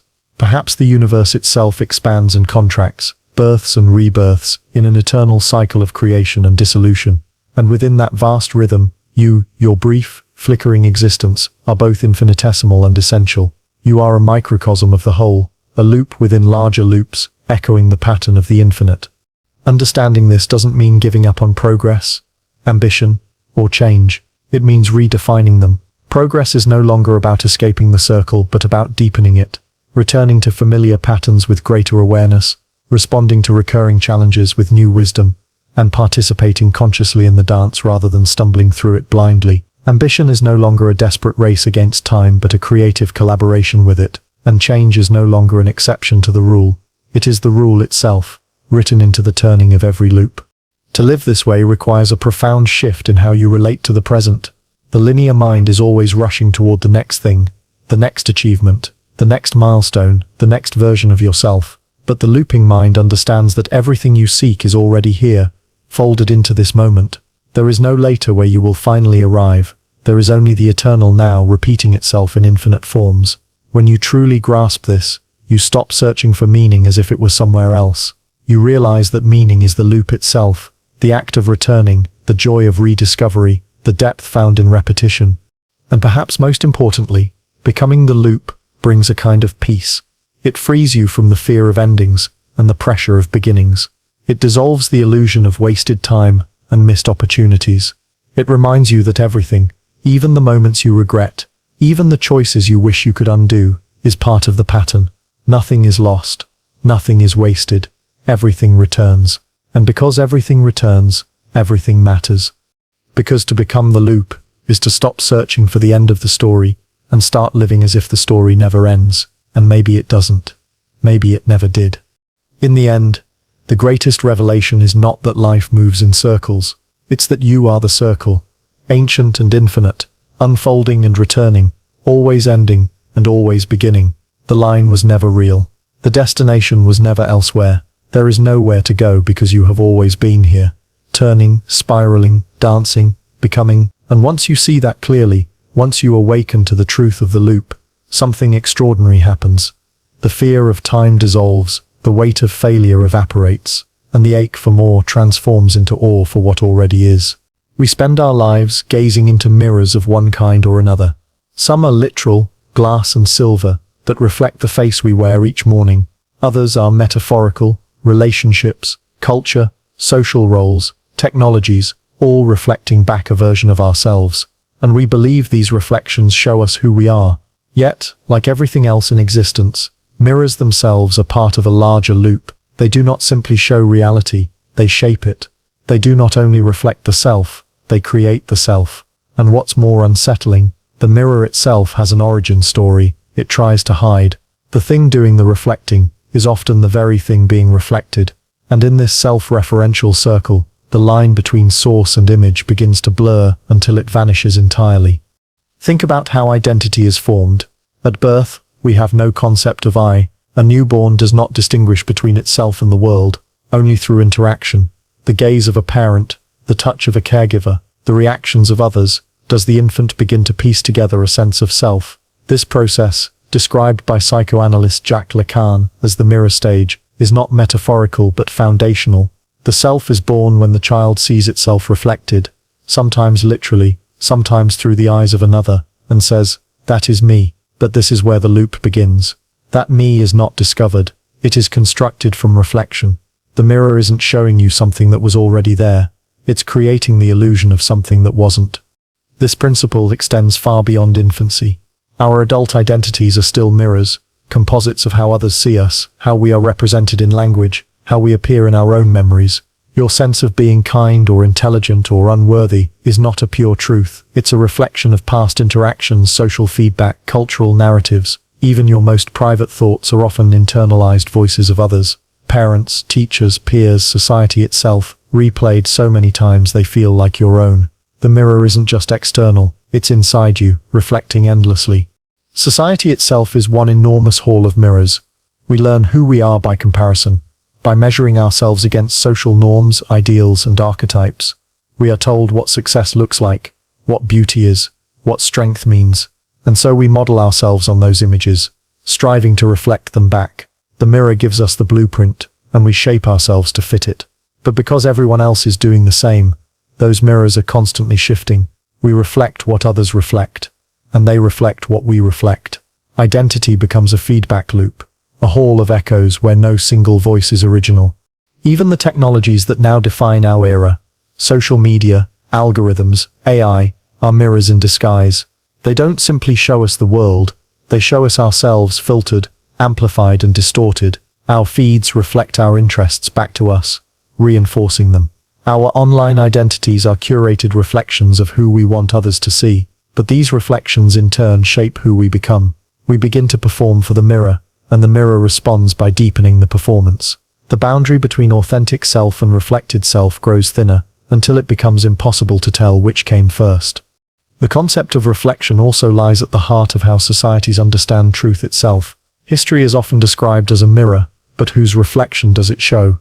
The victors, the powerfuls, the storytellers. We take our moral values from cultural narratives, yet those narratives are themselves reflections of earlier values, reinterpreted and repeated. Even science, which we pride on being objective, is a mirror of the questions we choose to ask and the paradigms we inhabit. Knowledge, too, reflects itself. This looping dynamic has profound implications for how we understand reality.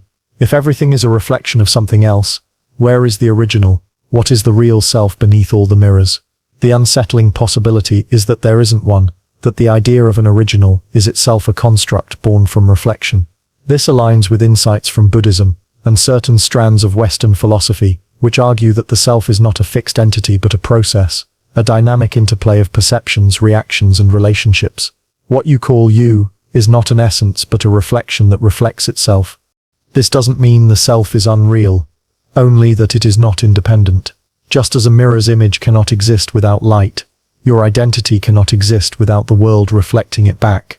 Even your deepest sense of I, the silent witness behind thoughts and experiences, emerges in relation to what it observes. Consciousness knows itself only by mirroring itself. The same paradox applies to civilization's larger mirrors: religion, art, politics. A society creates gods in its own image, then reshapes itself according to those gods' commands. It creates laws based on ideals, then becomes shaped by those laws. It invents myths to explain its origins, then defines itself by those myths. At every scale we encounter the same looping structure. Creation reflects itself, and reflection creates again. So where does this leave us? If every mirror reflects another mirror, if every self is built from reflections of reflections, does that mean reality is just an infinite hall of illusions? Perhaps not. Perhaps the point is not to escape the mirrors, but to see them for what they are. Tools that reveal by reflecting, even if they never show the thing in itself. In fact, the very act of reflection may be what gives form to reality. Without the mirror, there would be no image. Without the other, there would be no self. Understanding this changes how we live. It humbles us, showing that identity is not a solitary achievement but a shared construction. It invites compassion, because just as you are built from reflections, so is everyone else. And it offers freedom. If the self is a reflection, then it is not fixed. It can change as the mirrors change. You are not trapped by who you think you are. You are simply reflecting the current arrangement of light. In the end, the origin of the mirror is not behind it.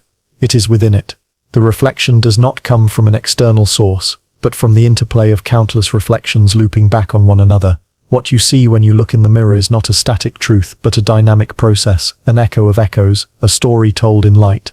And perhaps that is the deepest secret of existence, that the universe itself is a mirror reflecting itself forever, and you, your body, your thoughts, your very sense of self, are just one glimmer in that infinite recursive dance.